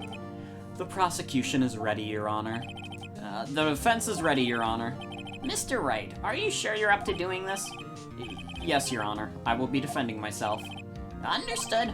Very well, Mr. Edgeworth. Your opening statement, please. As the details of the events are already quite clear to the court, today we will hear the testimony of a witness to the defendant's crime. I see. The prosecution may call its witness. That went far too smoothly. Why didn't the judge ask Edgeworth why his witness didn't testify before? It's like he already knows why. If anyone's gonna raise an objection about it, it's me. Mr. Edgeworth, you owe an explanation to the court. Why didn't this witness testify in the trial against Miss Maya Fey? I'm ever so sorry. Mr. White is a busy man, and beside, at the time, I thought that Miss May's opinion was all that would be needed. Again, my sincerest apologies to the court. Excellent, Mr. Edgeworth. I appreciate your demeanor. Great, he gets to show off and I get nowhere. I would like to call Mr. Red White to the stand. Phoenix has to defend himself because he's the only lawyer not fucking blackmailed by White. Please state your full name. You wish to know the title of my personage. Your name. Yes, that is what I said. Oh dear, do my Lucosians confused? Name. two are great together. Well, my name is Red White. My friends call me Blanco Nino. I am the CEO, or to use a more common term, the president of Blue Corp. Did you know the victim, Miss Mia Fey? That would be a negatory. No, I did not. You were at the Gatewater Hotel the night of the murder. Correct. And you witnessed the murder from there? Why tell you what you already know? Very well, Mr. White. You may begin your testimony. If I can't rip this guy's testimony apart, I'm done for. Why do I always feel like it's the end of the world and I'm the last man standing? Ugh. I hope you have made peace with God, Mr. Lawyer. Let him have it, Phoenix.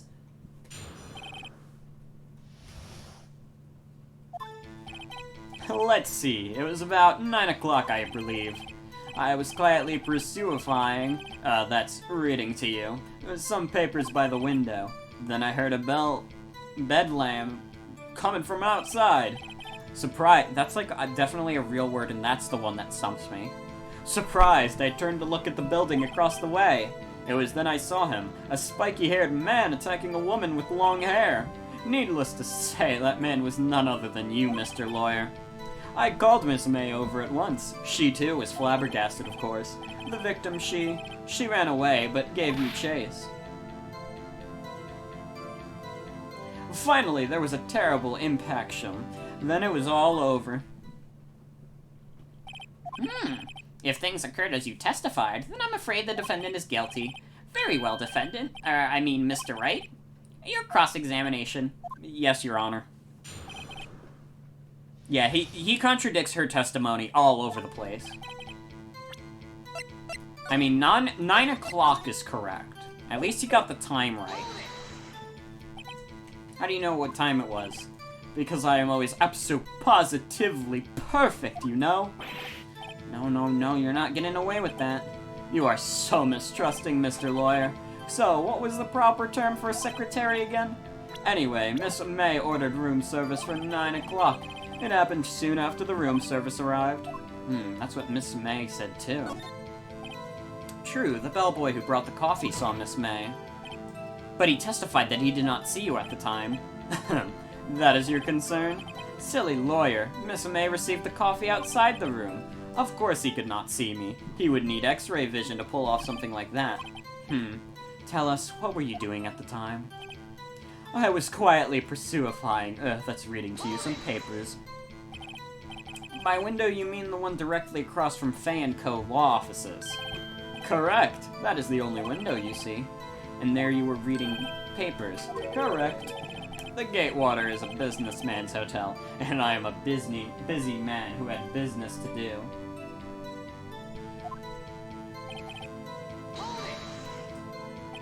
A bedlam?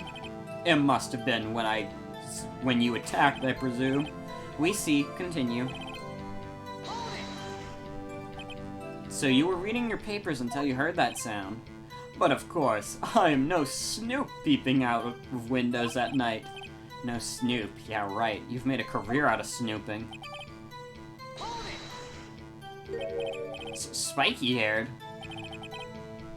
Needless to say, that man was none other than you, Mr. Lawyer. What you say directly contradicts Miss May's. Miss May clearly stated that the assailant looked like a girl. I've always been proud of my eyesight, Mr. Lawyer. Just what is your eyesight? Counting both eyes, 40. 40? Don't add them together. I think the witness is trying to say his eyesight is good. Hey, whose side is the judge on anyways? And what did you do then? I called Miss May over at once. She, too, was surprised, of course. What was Miss May doing at that time?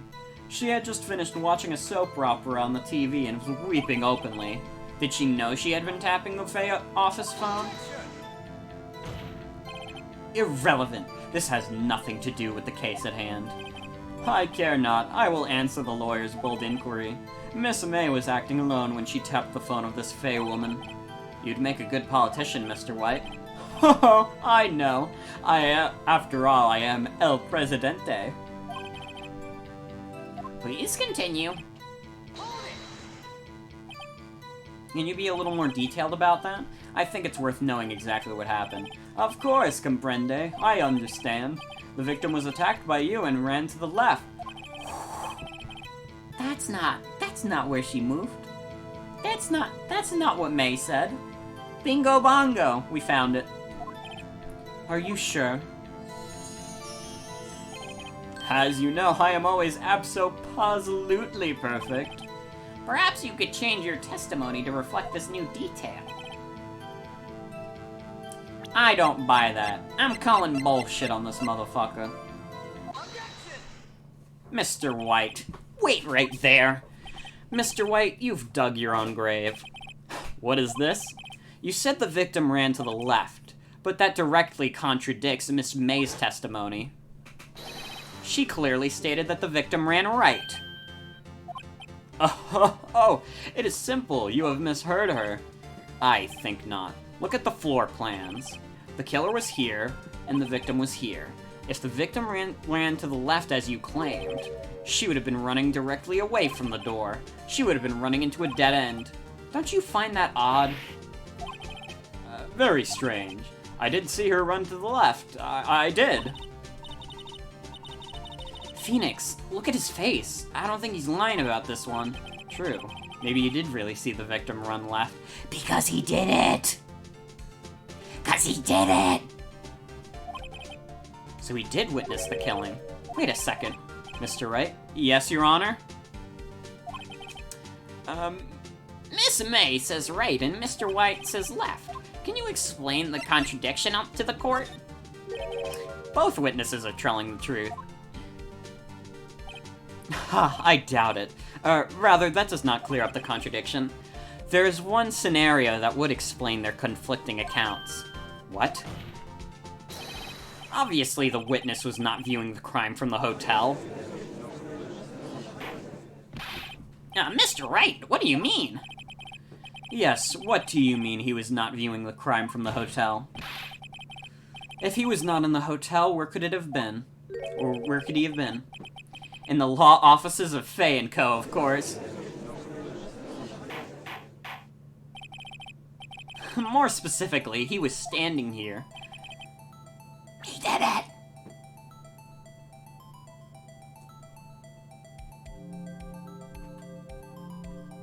Oh shit, I have to come up with this on the spot. So killer. He was a killer. This is where he was. Look, when the victim ran for the door, if he was watching from his point, to him it would appear that she had ran left. Please, this is no time for jokes and ill taste. That is where the killer was standing. Order! I will have order. Anyone disturbing the order of this courtroom will be held in contempt. Mr. Wright, what are you suggesting? Rapscallion. The postulations of the defense are a distortion of the truth, Your Honor. Indeed, they do seem a bit far-fetched. You provide us with so much entertainment, Mr. Lawyer. But now he's laughing. The hilarity of the moment made me remember something. It appears I have been unclear, and for this I apologize. Mr. Your Honor, might I be allowed to testify once more? Very well, let's hear your revised testimony. Good luck, you can't fix a broken testimony, buddy.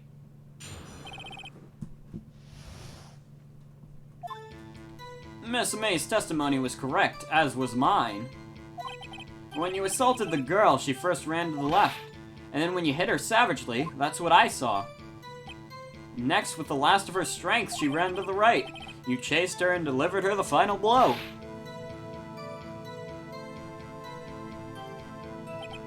That is what Miss May saw. You see, you hit her twice.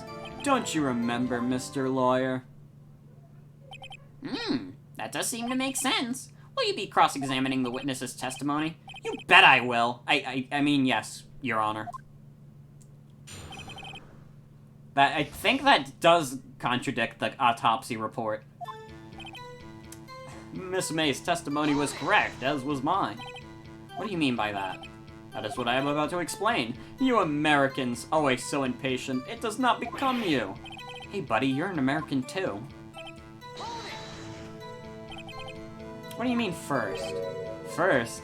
This is what comes before what happens next. You do speak English, right? Please sit back, relax. I will try to use simple words for your benefit. First she ran to the left, and then you hit her savagely. That is what I saw. I didn't hit anyone. Now, Mr. Wright, there is no point hiding things from this court. I'm not hiding anything. The prosecution requests that the defense refrain from interrupting the testimony. Mr. Wright, you have been warned. Why is he mad at me? Next, with the last of her strength, she ran to the right. What do you mean, next? Next is what comes after first. I know that. Then that is all you need to know, Mr. Lawyer. As I said, she turned and made a desperate dash to the right. You chased her and delivered the final blow. Stop saying it was me. But it was you. Mr. Wright, if you claim that it was not you, then show us proof. Can I do nothing right? Nothing? May I continue? That is what Miss May saw. So each of you saw different parts. Abso-positively. That's right, of course. Why did you pick up that annoying catchphrase? Must have been watching too many of YouTube Let's Plays. Anyway, moving along. You see, you hit her twice. So were you watching both times? I suppose I was. And please excuse me for not testifying to this sooner. What do you think, Phoenix? I think we've got him right where we want him. He slipped. Let him laugh for now. I'll soon wipe that smile off his face.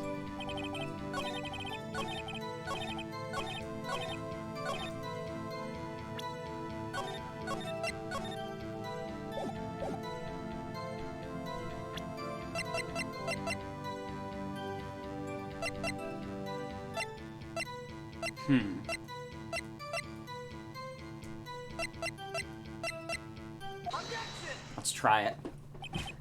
Mr. White, the victim died from a single blow. What do you have to say to that? Now's my chance to hit him where it counts. Okay. Mr. White, wasn't it you who told this court you were absolutely, positively perfect? I will refrain from using this phrase from now on.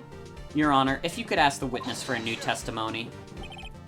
The witness is absolutely confused, Your Honor. I would like to request a 10-minute break. Yes, quite. The witness is confused because he's lying. I emphatically request that there will be no break, Your Honor. Yeah, we want justice. Don't let him get away. Very well, if the witness would care to revise his testimony. The crowd's on my side. No slipping out of this one now, White. Mr. White. Okay.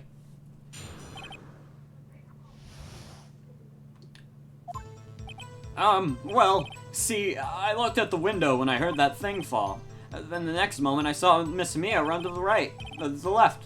The killer, you attacked her, but she dodged. And then she turned and ran for the door. Then you hit her, you did her in with a single blow. Thwap! Thwap indeed. Very well, you may begin the cross-examination. Mr. Your Honor, my stomach, you see, it is hurting. Deal with it. This is almost over.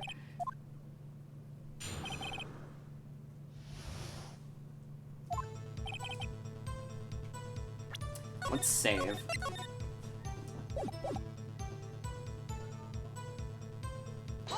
It's just, I like pressing them because you get as much dialogue as possible. You heard that thing fall. What exactly was that thing?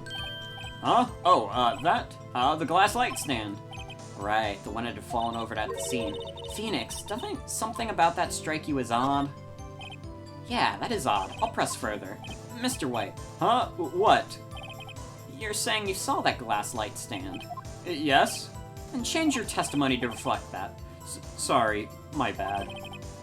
The witness will revise his testimony. Okay, of course. The light stand was lying on the floor when I looked. The glass stand was lying on the floor. That's the first I've heard of this. When did you tell us this about the stand earlier? Well, why, me? Well, I was instructed not to. Wait. One moment. Give me a minute to gather my thoughts. I am so confused. Wright's fallen apart. Your Honor, please, I ask that you do not allow the witness to be badgered any further. Mr. Wright, please refrain from badgering with the witness. Yes, Your Honor. Edgeworth is on the ropes. Very well, the witness may continue his account.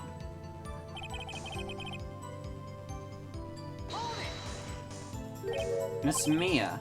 Mr. Wright, did you know the victim personally?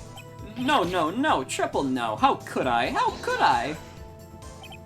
I see nothing odd about the witness knowing the name of the victim.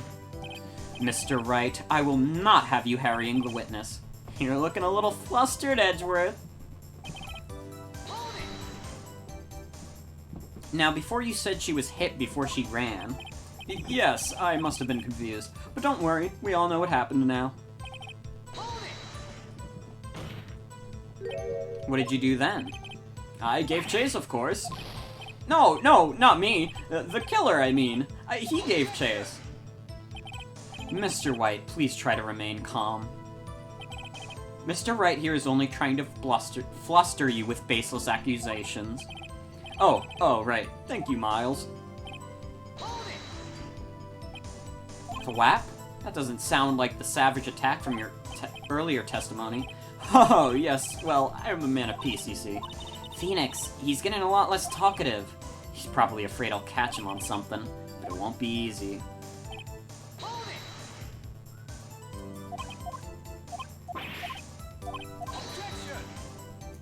we already did this dialogue.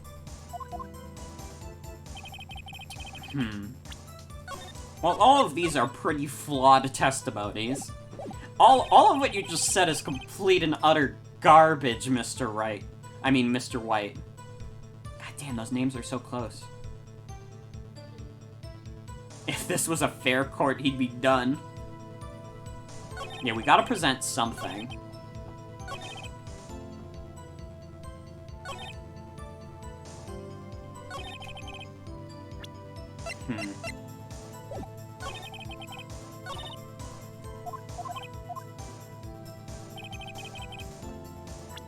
What does the floor plan look like again? Ooh. Mr. White. It was impossible for you to have seen that glass stand. What? Look at this. These are the floor plans to the scene of the murder, yes? Correct, Your Honor. Now look. If you were to look through the window at the office, this is the area you would be able to see. Here. Well, note that the stand is not within the visible area.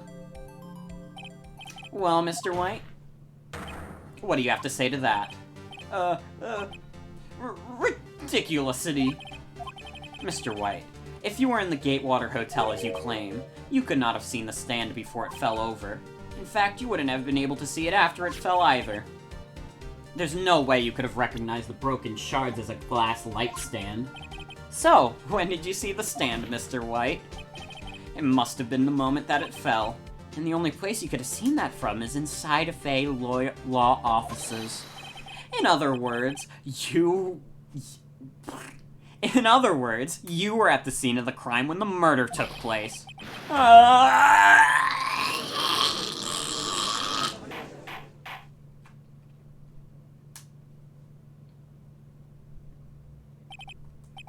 Mr. White? Mr. White. You did it, didn't you? Mr. Your Honor, Miss Mia. Looks like we're about to get our verdict. That's far enough, Phoenix Wright. What? I forgot about Edgeworth. Mr. White, I think the time has come. Shouldn't you confess your crime now? Oh, what? I said you should confess your crime. Ergo, confess that you placed the wiretap. Wiretap? Order! Mr. Edgeworth, explain to the court what you mean by this. Distinguished members of the court, Mr. White is slightly confused. Allow me to explain. I really don't like where this is headed. As you know, Mr. White is the CEO of Blue Corp. He ordered his secretary, Miss April May, to tap the law offices of Miss Fay. What does that have to do? Your Honor, the question is, when was the wiretap placed in the office and by who? No, you wouldn't, Mr. White. In order to place the wiretap, you entered Miss Fay's office. Am I correct? Correct! You are most correct, Miles. Give me a break. Yes, in order to place the wiretap, I breached the Fay & Co. law offices. That is when I saw that accursed light stand. Now I'm confused. Please explain to the court what all this means, Mr. Edgeworth. Gladly, Your Honor. Mr. Phoenix Wright has made his position quite clear. He has determined that Mr. White knew the glass stand was in the office. He had shown that there was only one time Mr. White could have seen the stand, at the very moment of the murder. Thus, Mr. Wright would like you to believe that Mr. White was the murderer. I see. However, it is a fact that Mr. White had been to that office well before the murder took place. When he went to place the wiretap, he could have seen the glass light stand then. Ergo, Mr. Phoenix Wright's theory is revealed for the baseless conjecture it is. Yeah, that still doesn't prove how we know it fell. Edgeworth, that doesn't mean anything. Edgeworth is, really stretching this case out. You will testify to the court about this wiretapping. Leave it to me. I feel faint.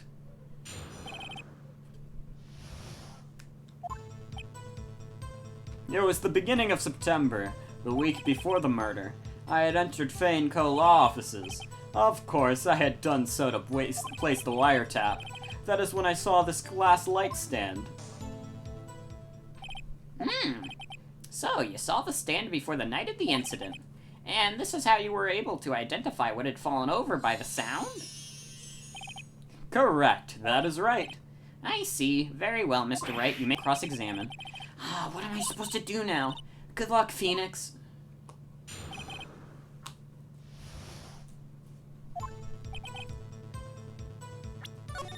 Time to make a save. Do you have proof? Miss April May knew the details of Miss Fay's phone conversation. This proves that the wiretap was placed before the murder. Huh, right. Was it really you that went into the office, or was it Miss May? Unidentified fingerprints several days old were found in the Fay & Co. law offices. Those were obviously Mr. White's. If I know Edgeworth, he's probably already run a check on those prints. Now, Mr. White, tell us why you went to Fay & Co. law offices. Why did you tap Mia's phone? This has no bearing on the current case, Your Honor. Blue Corp is a detective agency of sorts. We have a responsibility to protect client confidentiality.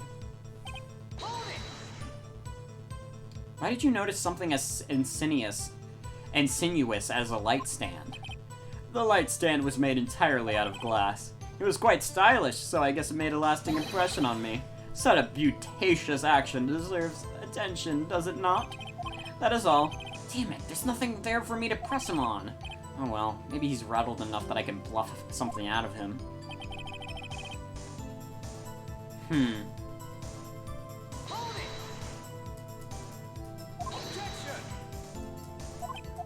Yeah, we have, like, nothing on this guy.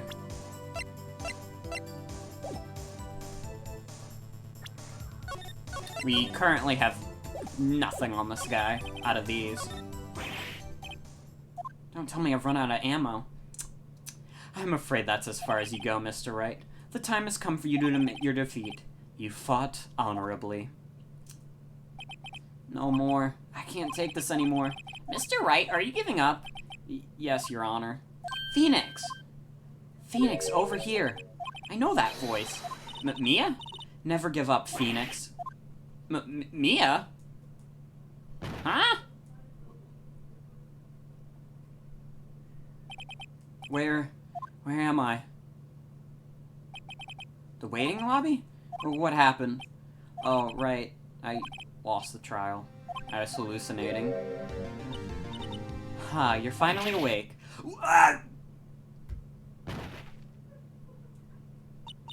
Hey, Phoenix. Yuck, that's no way to greet an old friend. Phoenix, I want you to look at me.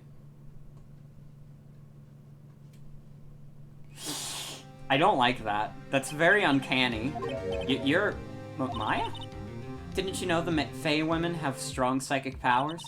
When you accepted your defeat in court, it appears that was enough of a shock to awaken Maya's true powers. So, Maya is channeling you, Mia. That's right, I am Maya, but I'm also Mia. Now, I want you to listen to me, Phoenix. Maya never gave up. You can't either.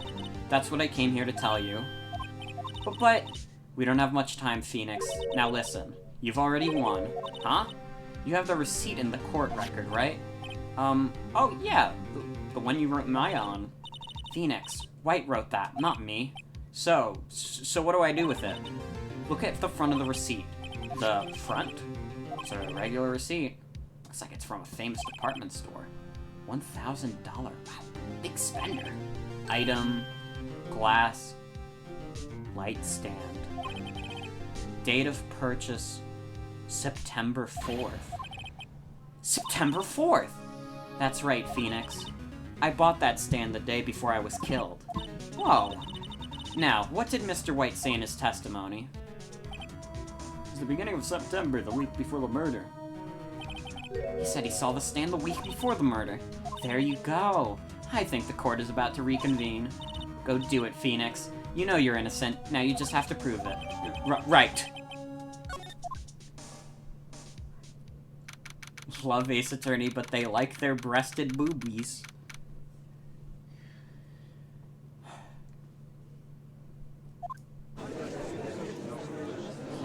Yeah, it's very weird to just see Maya with fucking huge tits now. It's just unnatural. It's not the way of the world. I hate to say it. It's just not the way of the world.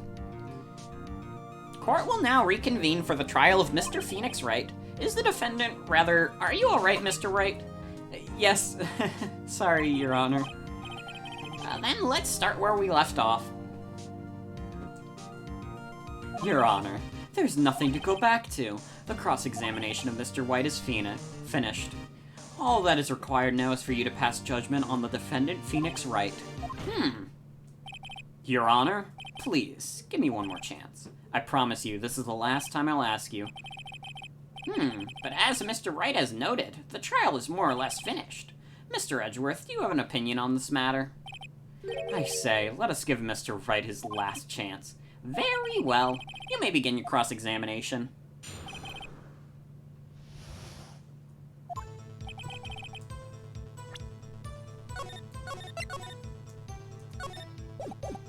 So this is what was off.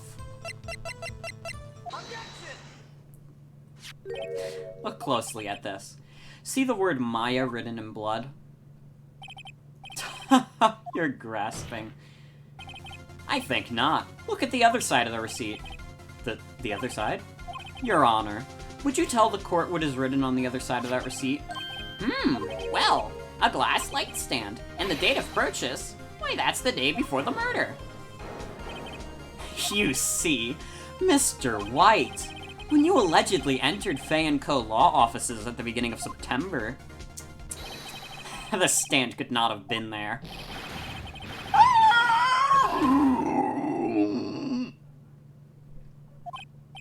Well, Mr. White, can't get out of this one, can you? No, it's impossible. Uh-oh, he's losing it. Well, Your Honor, I understand there must be quite a bit of pressure on you. But I think you'll agree you can't judge me guilty under these circumstances. Very well. Then, that is all for the trial of... This guy doesn't fucking quit. Not so fast, Phoenix Wright. Eh? What? No way he can worm his way out of this one. Oh wait, I forgot. It's Edgeworth. There is a certain thread of logic to the defendant's claim. However, there is no concrete proof that Phoenix Wright is innocent. Ergo, I would like to request one more day before Phoenix Wright is granted his freedom. I need time to make one more inquiry on this matter. Another inquiry? This isn't going to be another one of those updated autopsy reports. This guy just makes up evidence as he pleases. This is bad. There's no way we're letting him do this.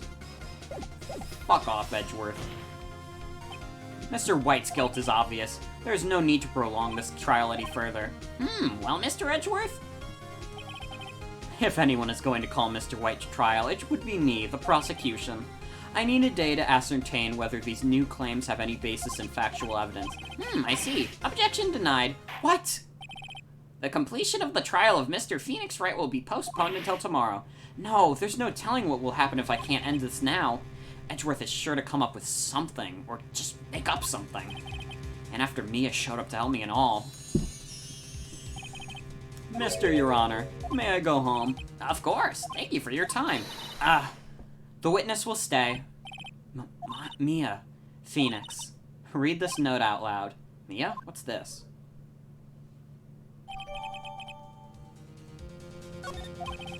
Your Honor, if I may?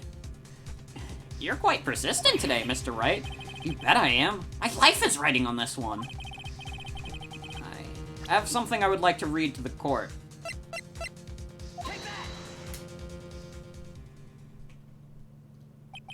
The memo Mia had given me was a list of names. Many of them sound strangely familiar.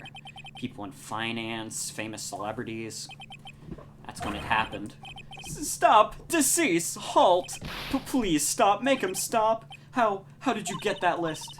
Mr. White, admit your guilt right here, right now, or else this list will be released to the press.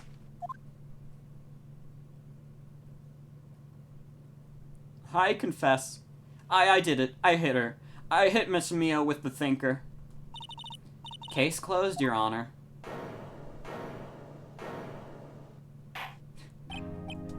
Well, I see no reason to continue this trial, Mr. Wright. Yes, Your Honor? You've done it again. That was quite a spirited defense. Yes, Your Honor. I guess you could say that if only you knew how spirited it was. The court finds the defense, rather the defendant, Mr. Phoenix Wright. Not guilty. We did it, gang.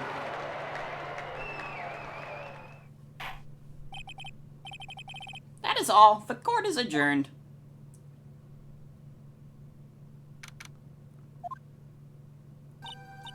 Well, I never thought I'd be saying this again, but congratulations. You're lucky I was born a Fae. I'm lucky I had both you and Maya on my side. I'm glad you made it. Thank you, Phoenix. You risked a lot to help me and Maya. I won't forget it as long as I live. As long as you live, you're dead. My time here is running out. Huh? Maya's powers are still weak. I can't stay here that long. What? No, there's still so much to say. Don't worry. I'm sure we'll meet again. Chief. I'm not the chief anymore. Phoenix, can you come to the office tonight, say 9 o'clock? The office? I'll see you later. Chief, Mia.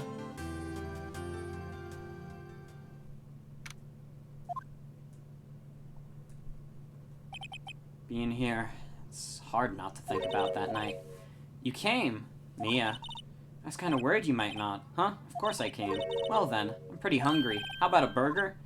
Mia? You should see your face. Mia? What are you talking about? It's me, Maya. Maya? What? Did I look like my sister? Look like? You were her.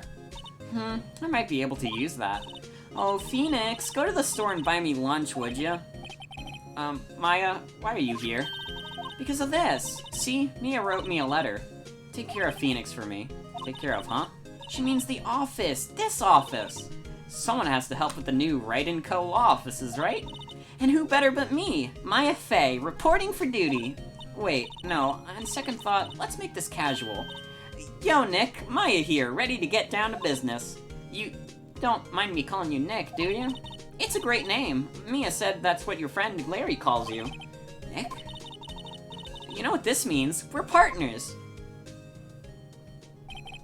You know, when I think about it, it is Maya's fault I'm here now.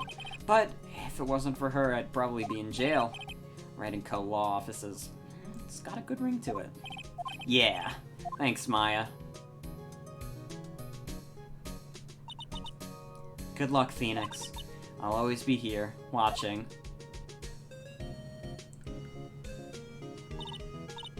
Right, okay, Nick, let's do it. Huh? Do what? Burgers, dummy! Burgers! There's a great burger joint just down the street. Come on! Time's a-wastin'. Okay, wait up. And we did it, lads.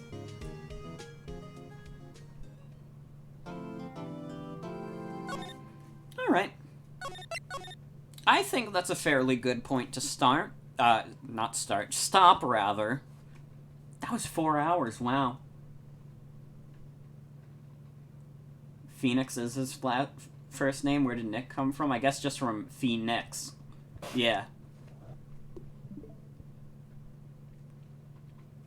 But yeah. That was it for, Phoenix Wright Ace Attorney. I hope you all enjoyed. I hope I was able to do the funny, wacky voices. My throat's a bit fucked up from doing that. That was 4 hours of voices. Ooh. There was a reason I didn't stick with the voices during Your Turn to Die. After a while, they kill my throat, but my throat is stronger now. It's not, like, dead. You can probably tell a little bit that it's a bit shot. I'm gonna take a drink.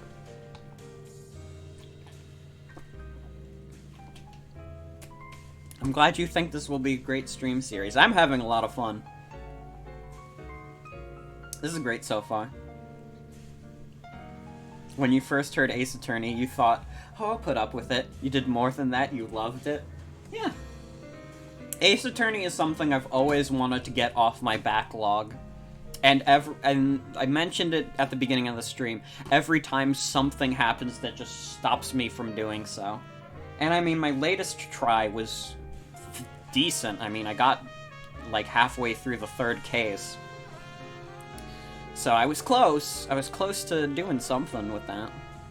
But it just didn't turn out. Just didn't pan out. But, you know, that's what streaming is for. Streaming is specifically so I can get shit off my backlog. That is what I'm using you all for. No, but for real. This has been a very fun stream. It'll probably get harder from here, because I didn't go into these first 2 cases completely blind. I had played them before, but I forgot a lot of them. Honestly, I completely forgot about Mr. White. I straight up just thought April May was guilty, and I was like, yeah, let's just get her, let's get that bitch done. But yeah. Let's look at a little notification. This Twitch says I got the business empire. What is the business empire on Twitch? Oh, that's holy shit, guys. We have officially streamed over 500 hours on this channel. 500 hours. How much does that convert to in terms of days? Oh god. That's a long time. 500 hours of streams. That's crazy. Why is Dark Star Trek Tribute playing on my phone? 500 hours in days. Okay. That is over 20 days. Almost 21 days. That's almost 3 weeks. You could be watching all my shit for, like, as long as watching the entirety of Pokemon takes. That is the levels we are reaching. And it's only gonna get worse from here. I promise to continue delivering the dumbest streams possible. Longer streams, hopefully. This is pretty beefy. 4 hours is a good length, I think. Not too long, not too short. It's just right. But yeah. Tomorrow I'm gonna be playing Sonic Mania. That might just be a one-off, to be honest. Sonic Mania is fairly short. Most Sonic games are. But I wanted to play it. You know, I needed a short game to do. So, tomorrow we'll do Sonic Mania. It's a very good game. I love Sonic Mania. That'll definitely be a game where it's easier for me to interact with chat. This is not one of those games where I could just be constantly looking at chat. I mean, I could, but it would very much interrupt the flow of gameplay. They are, if you don't suck, you suck at Sonic. That's what Sonic's all about. It's all... the core values of the Sonic series are that the games are supposed to be replayed over and over again. That is, like, the experience Sega intended. And unfortunately, we live in a time where that's not really a thing people do. You know, people are busy. We got things to do other than play the same video games over and over. So I understand why people think Sonic sucks fucking ass, but... yeah, Sonic was meant to be replayed over and over to learn the layouts, learn how to get past, you know, some of that initial bullshit. And Sonic Mania is fantastic. Did that with Sonic 1 on mobile. It's the only mobile game you like. Sonic Mania is extremely good compared to Sonic 1. I like Sonic 1. I actually do. I like the classic Sonic trilogy. But Sonic 1 is definitely a weird one. I also like CD a lot. CD is, like, not a great game on its own, but, like, aesthetically I love it. I love the cutscenes, I love everything surrounding it. Is it the best is it the best in terms of level design? Fuck no. I could stream more 2D Sonic, yeah. I did do Sonic CD a while back in the summer. So, you know, Sonic Mania. Time for more 2D Sonic. I could also probably do more 3D Sonic, to be honest. I have Sonic Lost World on Steam. I probably won't do that one, because I played like 30 minutes of it and I thought it was dumb. But I have Generations. I don't know if that would run super well, though. I have Forces on the Switch. I already streamed that. I could stream, like, Heroes, or fucking... I streamed the first two adventure games. But I could stream Heroes also. Which, this is going off the walls. Not really off the walls, but I've been talking for a while. Yeah. We'll be back with Sonic Mania tomorrow, and, after we finish that, I guess we'll go back to Ace Attorney on Sunday. So I hope you look forward to it. I don't know what we'll be doing after Sonic Mania in terms of shorter games, but I'll figure it out. It's, like, weird. I definitely have a huge Steam backlog, but it is very daunting, and I'm not necessarily like, oh yeah, I want to do that. But I probably should. I have a huge backlog. But yeah, it's gonna be it for tonight's stream. I want to thank you all for coming. Once again, tomorrow will be Sonic Mania, and then the day after that, we will continue with Ace Attorney. And I'll see you then. We'll try and get through all of Trial 3. Or Case 3, rather. So yeah, hope you all have a good night, and take care.